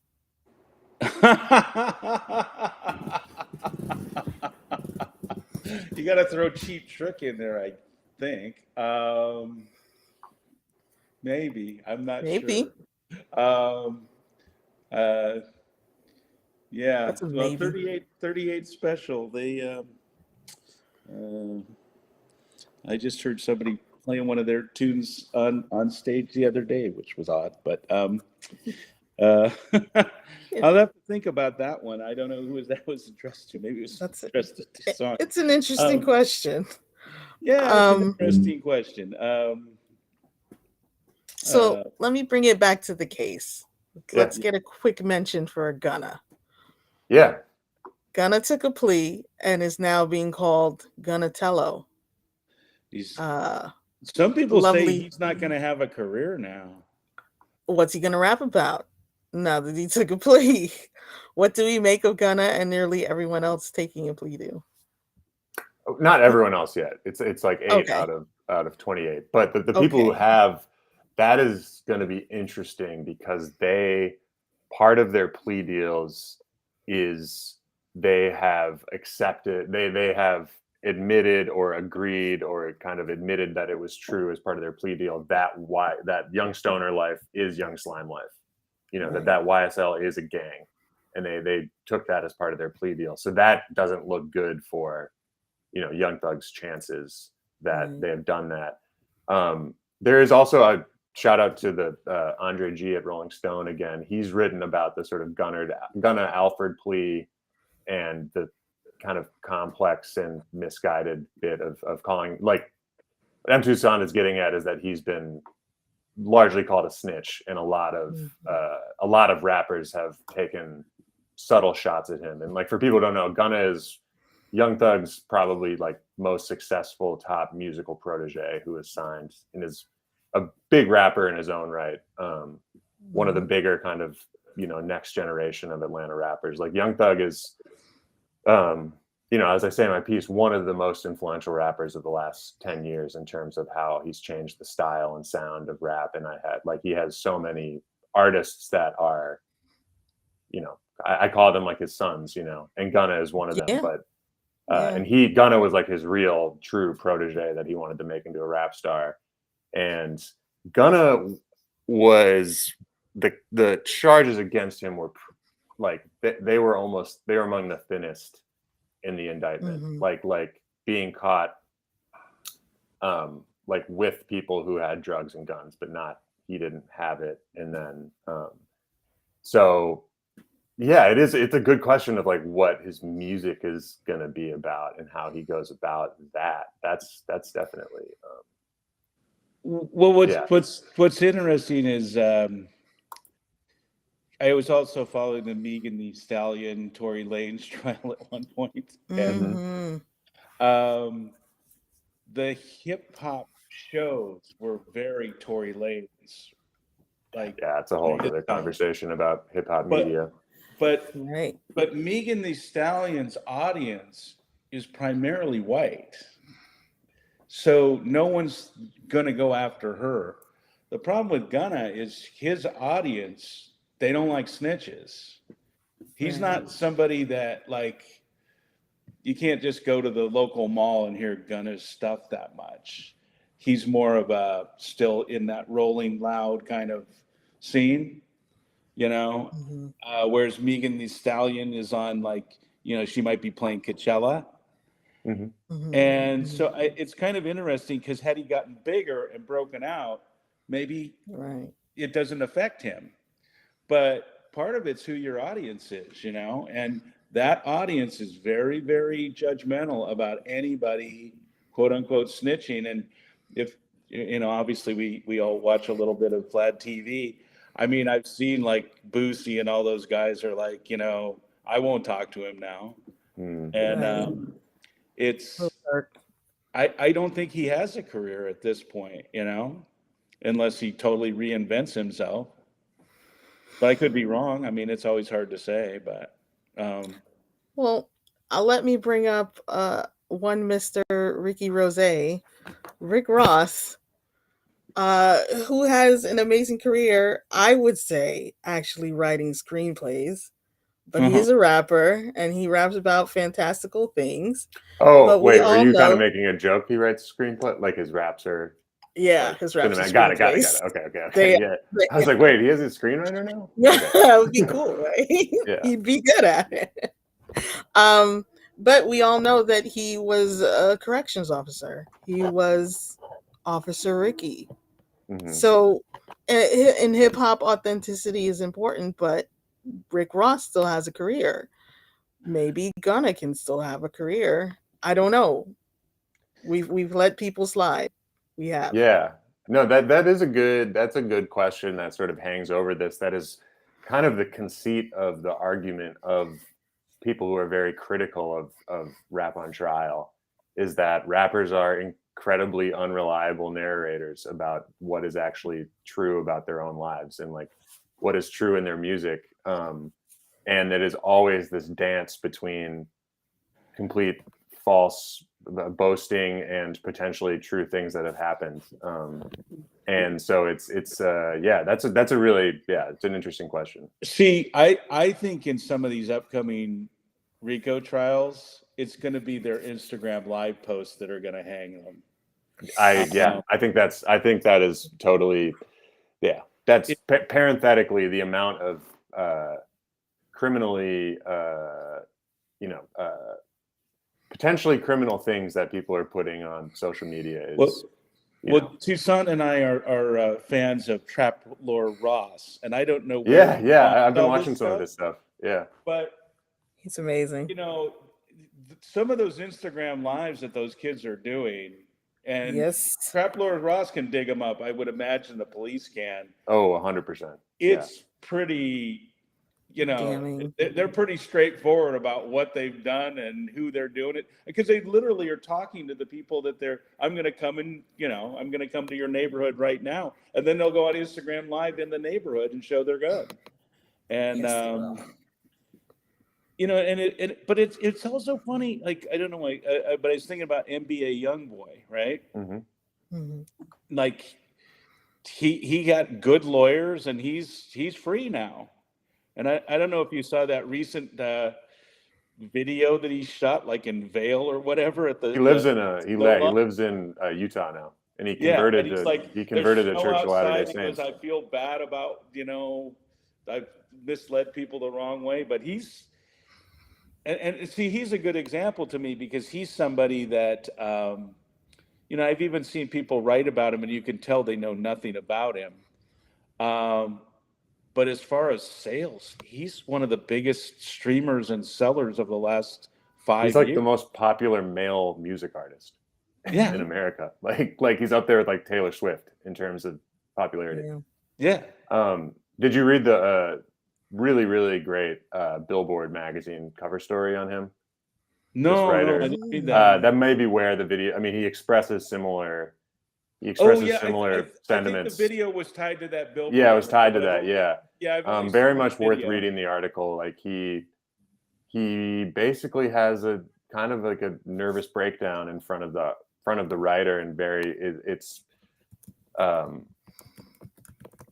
of the most raw and honest reflection and accounting on some of this stuff. And I think you're right. And feeling that he had been misled his entire life, and now he was misleading people. So it's a really moving story. But so he lives in Utah now and is converting to Latter-day Saints. That's incredible. Yeah, I think that's what's so fascinating about the hip hop world right now, is it really is a reflection of a lot of the things that are going on in society. And it's changing so quickly and radically. You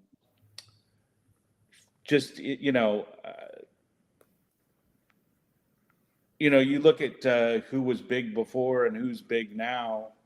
It's a different set of people to the young people who are listening to music. And I think that it might be the biggest divide I've ever seen between young people and old people, just in popular music in general. Mm-hmm. Can you hear me? I think I froze maybe. No, you're good on my end. Okay. And I'll give you an example. I just, little girl from my, little young woman from my neighborhood that I was just in, I went down to Paraguay and she was the headliner, and everybody in Paraguay, and they don't barely speak English in Paraguay, but they knew every lyric to every single Billie Eilish song, and they sang them nonstop. And I came back here and I ran into some older people. Like, I don't know who Billie Eilish is. Mm-hmm. Yeah. Like, you don't know who Billie Eilish is? She's like at least for people under 30, she's the biggest global superstar there is. I mean, we saw a little bit with Jason at the beginning where he's just like, this guy calls himself Young Thug. He's got a weed. Like, what's going on? Like, show him the Jeffrey album cover of Young Thug in the dress. You know, that's really funny. That reminded me. I just watched a video of Lil Baby performing his song Freestyle at a festival in the UK, which is like his biggest song, his like breakout song, and it's a massive festival, and the words are, everyone's screaming the words super, super loud. So just kind of a testament to how big of a global force like Atlanta hip hop is. But like on the corrections officer question about Rick Ross, kind of taking that in a different direction, it made me think of the situations in the Fulton County Jail. Like Young Thug was transferred to Cobb County Jail because it was apparently not safe for him to be in Fulton County Jail.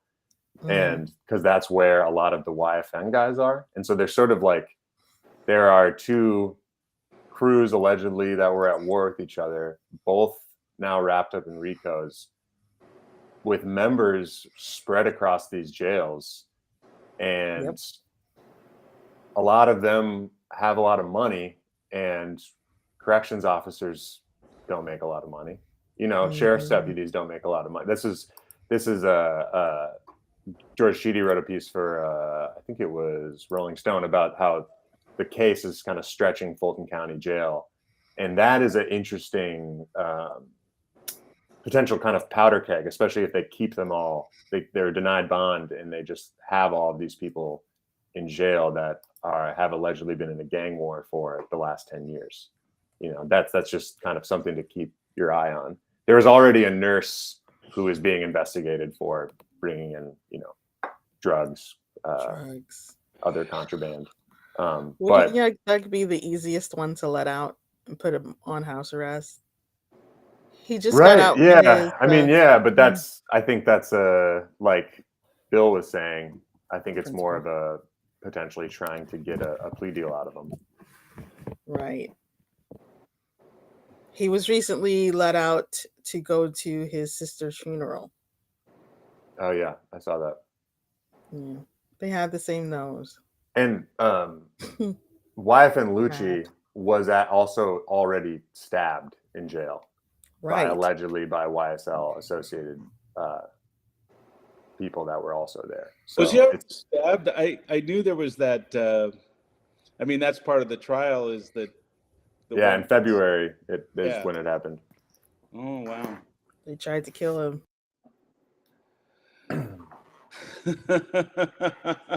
Bill, can you just tell like a little bit more about your background, like your background as a writer and filmmaker? I'm curious. My background is I'm actually working on a book. I originally worked for John Milius. Then I made a documentary that people love called Athens, Georgia, Inside Out. Then I took a little break, and then during the 90s, I had a film at Sundance called Slaves the Underground. I wrote some scripts. And then I got recruited into politics by Eric Garcetti early on and worked with him in politics, and then bounced back and forth between politics and writing. I've written for the Disney Channel, but I've done a bunch of documentaries, mostly about music. It was interesting this week. I've talked to people who've seen a bunch of my films. I was like, oh, that's cool. I did a film touring the Middle East with the Black Lips. I taught some film in Kurdistan. Awesome. For exercise, I was boxing, and I used to have to spar with James Toney. And so I've done all these crazy things. But the last 6 years, I worked for the city of Los Angeles. And now I'm in Athens because I can afford it, and I'm writing, and that's what I do. Cool.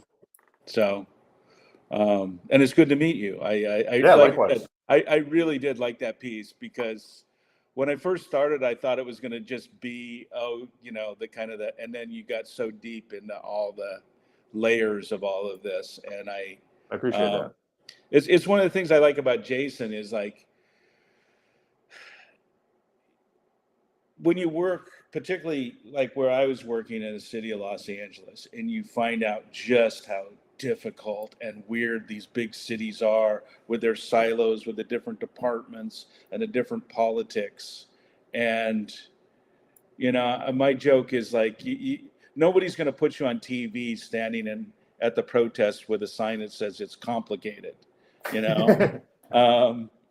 But a lot of times when you start getting involved in this stuff, you realize, well, if more people knew this thing and why certain things happen.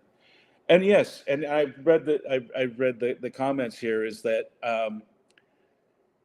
sometimes it does come down to, well, for some stupid reason, no, they won't do that obvious thing. And especially when you work in politics, you're like, and no, I can't explain to you. You know, I've stood out there a lot of times with constituents going, you're right. That is what we should do as a city. Why aren't we doing that? Okay, now that's that's going to be a much longer answer. But I will tell you I agree with you. And now I got to go. So it's a funny thing. But, well, Eamon, yeah.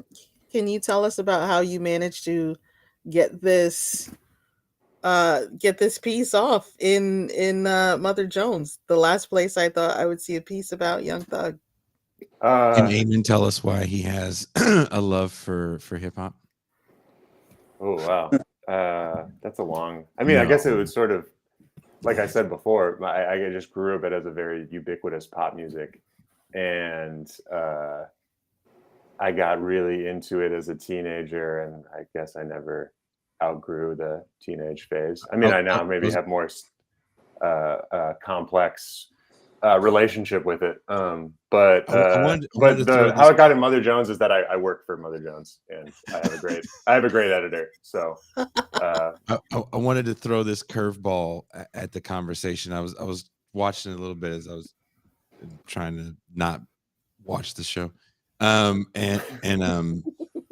I don't think you guys brought this up, but there seems to be there's a new wave of Black politician, part of the Black middle class, that really doesn't like contemporary hip hop.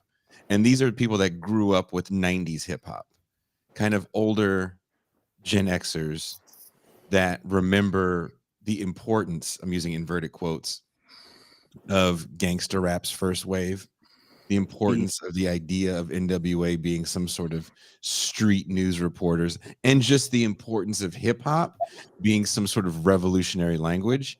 I don't necessarily agree with that 100%. I don't necessarily agree with music in general as being revolutionary language. Neither do I. And if you think about it, to me, there's a parallel between that and the 80s panic with the PMRC and the way hair metal or heavy metal in general was being perceived, because it was just so comical. It looked, Spinal Tap comes out in 84, you know, not long after, or not long before the PMRC stuff really hits the fan. And Spinal Tap can only happen because of the level that metal had gotten to, where it was just so filled with cliche, right, to the point where there's bands to this day that are doing arenas on cliche. Motley Crue is nothing but cliche of what you'd imagine heavy metal is. And I refuse to believe Tipper Gore grew up listening to only classical music. There was an importance, again, inverted quotes, on 60s rock music being this quote unquote revolutionary language. And I think when you have people like Eric Adams, who's the quote unquote hip hop mayor, of course he's not going to like the rap of today. It really does look like a Living Color skit from 1992. Whether you like it or not, that's a moot point. It looks and sounds kind of silly. Yeah. And there is something to be said about a moral hand-wringing. I think you're right about Eric Adams, but I think there's actually a split amongst this generation of Black politicians that you're talking about, because the congressman in one of the districts in Atlanta, Hank Johnson, he's a little bit older, but he's a Black congressman. He's introduced an act co-sponsored by Jamal Bowman in New York that is trying to stop rap lyrics. Stacey Abrams has spoken out on behalf in support of Young Thug. So I do agree with you, but I do think it's a split, and it's a bit maybe people reading the political tea leaves in one way, in one direction or the other. I don't know how much it really explains their heartfelt commitment to free expression or whatever. But I do agree that that's absolutely on point with Eric Adams. But it's in this case there are some politicians that have taken it up. Also, an interesting story. The lieutenant governor of New York, Antonio Delgado, was a rapper before he became a politician, and he had his lyrics. He ran in a sort of purple district in outside of New York City, and he had his rapping brought up by his like Republican opponent. And I'm forgetting it wasn't like gangster, but it was a little bit kind of like fuck the system rap, and he had that sort of taken. But he's like a very kind of middle of the road Democrat as far as I know politically. So it's that's kind of interesting. Did you know that Shine is the president of Belize now? No. Shine, who supposedly took the rap so that P. Diddy or Puff Daddy didn't go to jail. He is the president of Belize. He's the president now. Yep. I knew that he had moved back. Bill over here selling wolf tickets. I'm trying to look. It's interesting to me that I think stuff goes in cycles ultimately, and I remember the moral outrage and panic over 2 Live Crew, and it was split during the 90s. I don't know if you're old enough to really remember that time, Eamon, but 2 Live Crew is a group we knew. No, that was like when I was born. I'm showing. I was born in 1991. Okay, I'm showing all my gray hairs here. But 2 Live Crew is a group that. No, I'm familiar with the story, but I wasn't around to actually see it happen. It was something that there was a lot of music coming out of the South that kind of sounded like that, and there was a lot of music, especially post Too Short, that was just shocking for shock value's sake, and it was just kind of a thing that we listened to, kind of like the generation before us, our parents' generation, listened to comedy records of people like Red Fox and Richard Pryor. And so when I think about the moral outrage to 2 Live Crew, who was doing some insane shows back in the day too, like let's not just say it was just they said some naughty words on record. The shows, videos alone were they were like full on sex acts of their live shows. It was kind of nuts, right? And so this moral panic to ban 2 Live Crew, ultimately helped them get this success that they never really would have had, because it was so relegated to this small corner of urban music. And it just blew them up for 5 minutes into another stratosphere. And it almost feels like we're just dealing with a new level of politician as well, that understands branding on a whole different level. Because if you think about losing DAs, there's no more famous losing DA in the contemporary sense, any pop culture sense, probably than Marsha Clark. Right. Marsha Clark will forever be known as quote unquote fumbling the football in the OJ trial. Marsha Clark has had a very successful television career. And that's who is known as a failure to that level that can come back and say they are having a more successful career after you're kind of embarrassed on the largest stage. So I just think branding, we have to keep that in mind, even with these older Gen Xers. People are pretty aware of the fact that this could be the brand that could get them into office, even if they are embarrassed at the end. At the very least, well, hell, you're such a firebrand that some network will pay top dollar to hear you talk about your moral outrage. I just looked it up. Shine is the leader of the opposition in the Belize House of Representatives. Right. Oh, right. So pretty close. Still. I think he ran for president. Yeah. I didn't even know he was Belizean.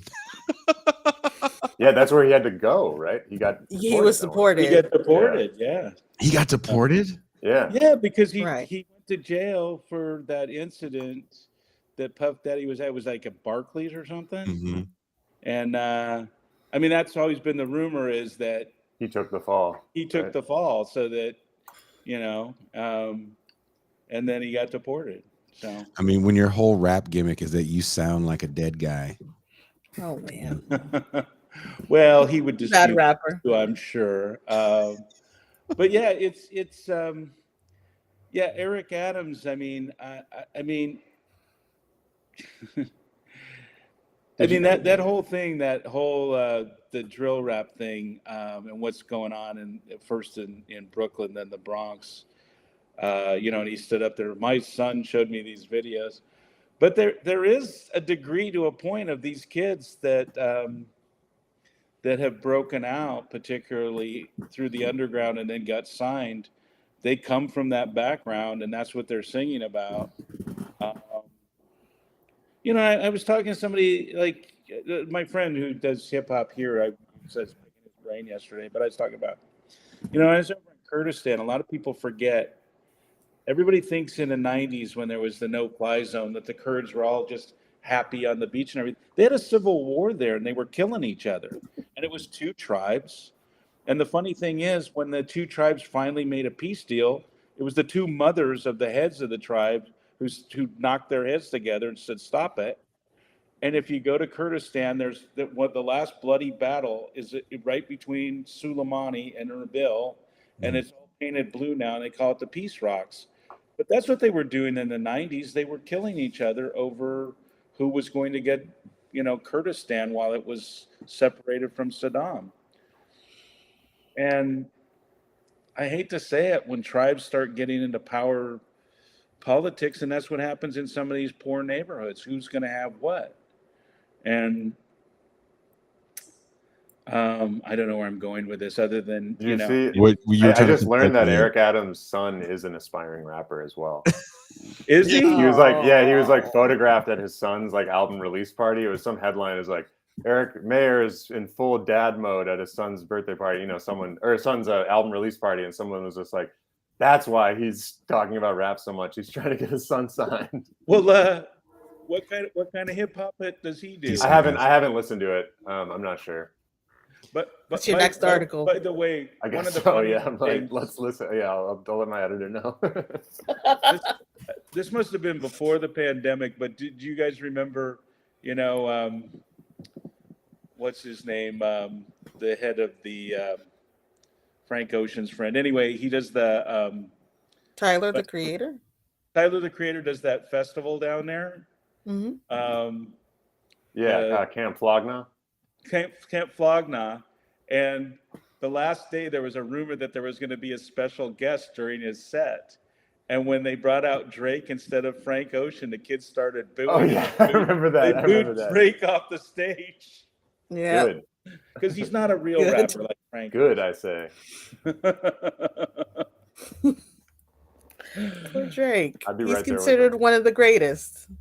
Not by me. Not by you. You don't consider record sales. He is a Canadian child star from. It's true. Yeah, no, that's true. Yeah, no, I think usually the Drake songs I like the most are his like pop songs, like his like singing songs, and I kind of like those. I kind of have a hard time taking him seriously as a rapper. I don't think he's not a talented musician, but right. It can be difficult to listen to personally. But as the kids say, he's no Frank Ocean. No. He is not. Well, let me ask you guys this question. Bringing it back to Young Thug and lyrics. What do you make of the lyric, "I never killed anybody, but I got something to do with that body"? Because that seems like one of Young Thug's more damning lyrics. Yeah, I would actually, yes. That's just not particularly about anybody. That's true. Kind of like, no pun intended, that the song is literally called that. Some of the more damning ones are that YFN Lucci's mom's house got shot up twice. Yes. Right. He has a lyric on a song called Bad Boys with Juice WRLD where he says, I shot at his mommy, now he no longer mentioned me. Right. And wasn't that fairly close to the incident too? Yeah. So that there are a couple that are like, this doesn't look good for you. Right. You know? But it's hard to. I remain unconvinced about that they are more useful than they are prejudicial and kind of a distraction. But I would say some of the stuff in this case is testing my limits. Do you find Johnny Cash's song, I forget the name of it, or yeah. No, so that's actually that's what's Well, quoted in the Hank Johnson, Jamal Bowman law, and Mhm. sort of like, we don't charge Johnny Cash about for the I shot a man in Reno just to watch him die. Right. But we did like send there Johnny wasn't a Cash to case jail. about a guy dying in Reno that You like Johnny Cash was implicated in. That's the difference. Like, you know what I mean? Like there wasn't, Bob Marley wasn't on trial for shooting the sheriff. You know. Well, but see, I was talking about that yesterday because with my friend about that whole thing where Bob Marley and Peter they were involved in some shoot 'em ups about politics and Oh, okay. other I stuff. stand correct. Maybe not. I'll say on Johnny Cash, but yeah, maybe Bob Marley was more perhaps real. For the same reason, because they're from the streets, you know? Mm-hmm. And I think that's another thing is if you're not from that area of life, sometimes maybe you're more judgmental of it because you don't really understand it. Yeah, And yeah. And sometimes we're not, when you live in an environment where you don't have to worry about those things, maybe sometimes we're not grateful enough about that, but we're very scared that could come back to us.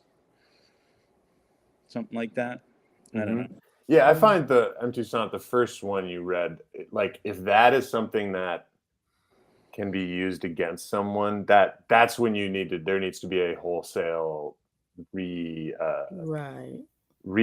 just rewriting of the rules of music and rap. Like so much music that has made millions and millions and billions of dollars needs to be thrown out. If you can't say, I didn't kill anybody, but I got something to do with that body. That's just like boasting. Like there's lots of songs about killing people. When I heard that lyric, however uncomfortable it makes us. Yeah, I got chills. I felt like Batman was going to come through the window and steal my phone, saying, don't listen to this anymore. I felt implicated. I felt like I was going to have to testify. This is this is a little bit awkward for, and I know Pascal loves this guy, Ari Melber on MSNBC, who loves quoting rap lyrics. He said that he quoted that line about Young Thug way before the RICO stuff, so he must be feeling a little bit awkward about quoting that. He like quoted it on his show, like trying to be cool. That is so funny. Yeah. Well, I felt it gave me chills, and that's art, though. No, it should like that's the sort of thing that I kind of said at the beginning is I think people are a little bit too cavalier about listening to music where people are like talking about potentially killing people. Like that should provoke discomfort and conflict within yourself, and we all have our own we justify it in some way, but it's not like it shouldn't be completely like that perspective shouldn't be completely left out. Like I think rap fans should be conflicted, and that's a lot of the like debates, kind of broader debates about art and censorship and such, and as a rap fan, you're just kind of like, rap is like the ultimate kind of morally ambiguous art, you know, and like it's said, because it comes from the streets, and it is made by, most of the time, people at the bottom. And so, yeah, I think that that's like totally a legit conversation to have, especially as so many rappers are dying. But when you look at some of the old blues songs where they talk about, you know, killing people and Right. burying their wives in the Mhm. water and stuff like that, was, I mean, that should have made people uncomfortable back then. I'm not saying it should be censored Right. at all, just more so that like it shouldn't be something that is just kind of going like, oh, you know, never mind that. It's like, whoa, this is intense, you know. Mhm. Well, and that's, I think, comes back to the whole thing with the record labels. It's like they know what they're making money off of and promoting, and they don't seem to be morally ambiguous as long as they're making money. Yes, And exactly. you know, True. and I know this more from, I had a friend, and he ended up dying, which was kind of obvious. But I had this friend, Eddie Little. He wrote a book called Another Day in Paradise, and he had deals all over Hollywood because they just wanted him to come in and tell stories about being a street thug, and they were all enamored with him. But he ended up dying of an OD, and he never could keep his money, and they never helped him in any way. But they loved having him in, you know, expensive offices in Hollywood, and he had a big agent, and Yeah, that's all I they mean, really wanted. they're really treated as disposable. I mean, you saw it with the rise of Chicago drill. There becomes these little pockets that get become, they start bubbling up, and they start to be the sort of kind of driving the art form at the time. And there's a rush of, there's sort of a gold rush. It happened in Chicago. It's happened in Atlanta. It happened a little bit in Baltimore. There's a little bit of Jacksonville, like as you mentioned, and LA. But it's totally disposable. You know, they just think of them as this sort of assets. I mean, it seems like it can be really that simple. Yeah, they're widgets, you know. Right. And you replace the widget Exactly. with another widget, and yeah. On that note, I'm sorry. Well, it's okay. We are gonna. But as Trap Lord Ross says, that song was a banger. It really was. Yeah, It really was. I watched Trap Lord Ross's his video on 03 Greedo, who's one of my favorite rappers, who just got out of prison and was in prison for 5 years on a nonviolent drug charge in Texas. He didn't, as far as I know, he didn't have lyrics used against him, but LA Watts guy, extremely unique sound. So right, little plug. Check him out. I'll check it that out. Good video. Genuinely crazy life story that he's had. 03 Greedo.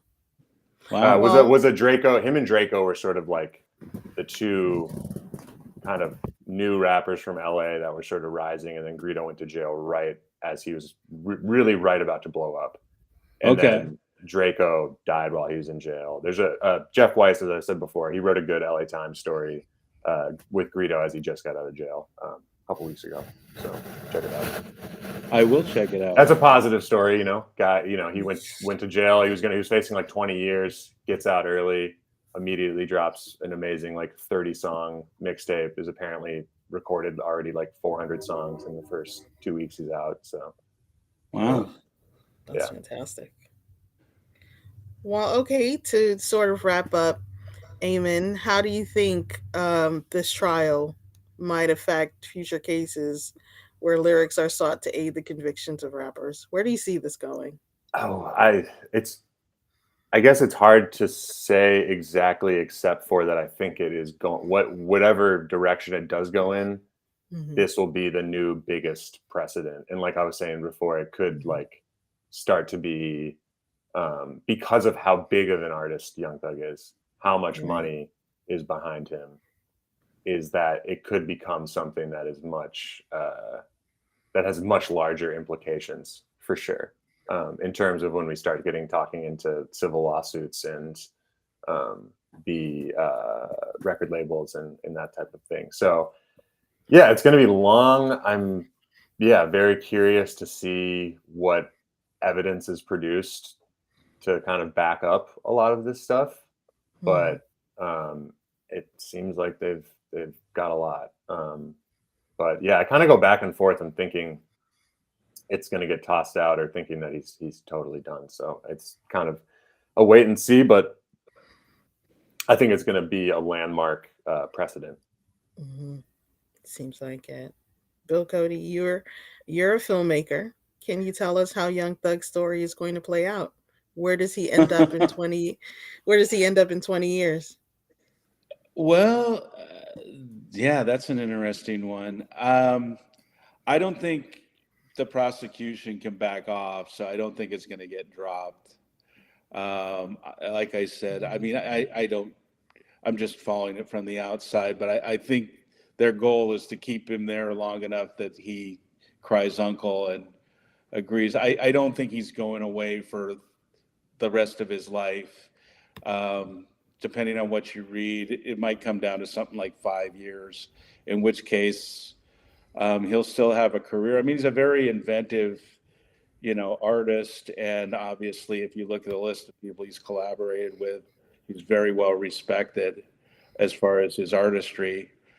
So, he'll be around. As far as the lyrics, like I said, I mean, I think these young people that they're going to go after next with these RICO charges, like they went after the kids in the Bronx, and they are kids, so I think it's okay to call them that. I think it's going to be much more about their social media, Instagram posts, and things like that. And I think, I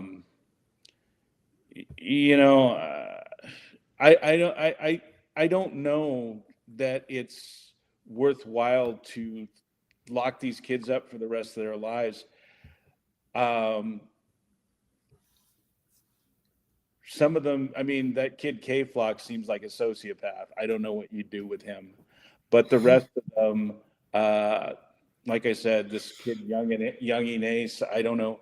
It seems like he might have killed some people. I don't know. One of his friends is in prison, but I don't see any reason that locking him up is going to help society. I don't know. That's kind of all over the place. Sorry about that, but That's fine.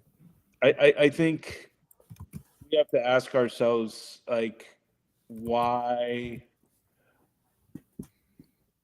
these kids are killing themselves in places like the Bronx and Jacksonville, I think is a much more important question than the individual hip hop artist and their future. So, I would hope that people would take the time to kind of dig down. And like I said, that's one of the things I liked about Eamon's article, is like some of these bigger questions that we as a society need to solve, hopefully. And I'm getting older, so it'll have to be, you Toussaint and all these people in the chat who, anyway. Yeah.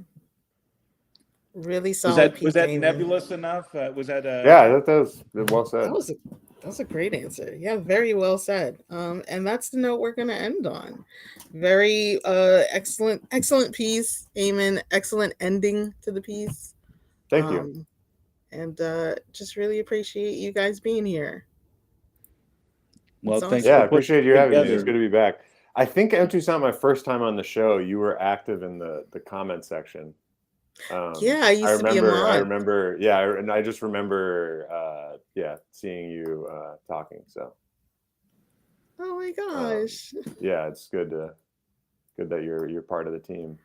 My roots. Yeah, thank you. I appreciate that. This is my my little come up right here. Awesome. So, yeah, well, thanks you guys. Thanks for being on This Is Revolution, and we are out.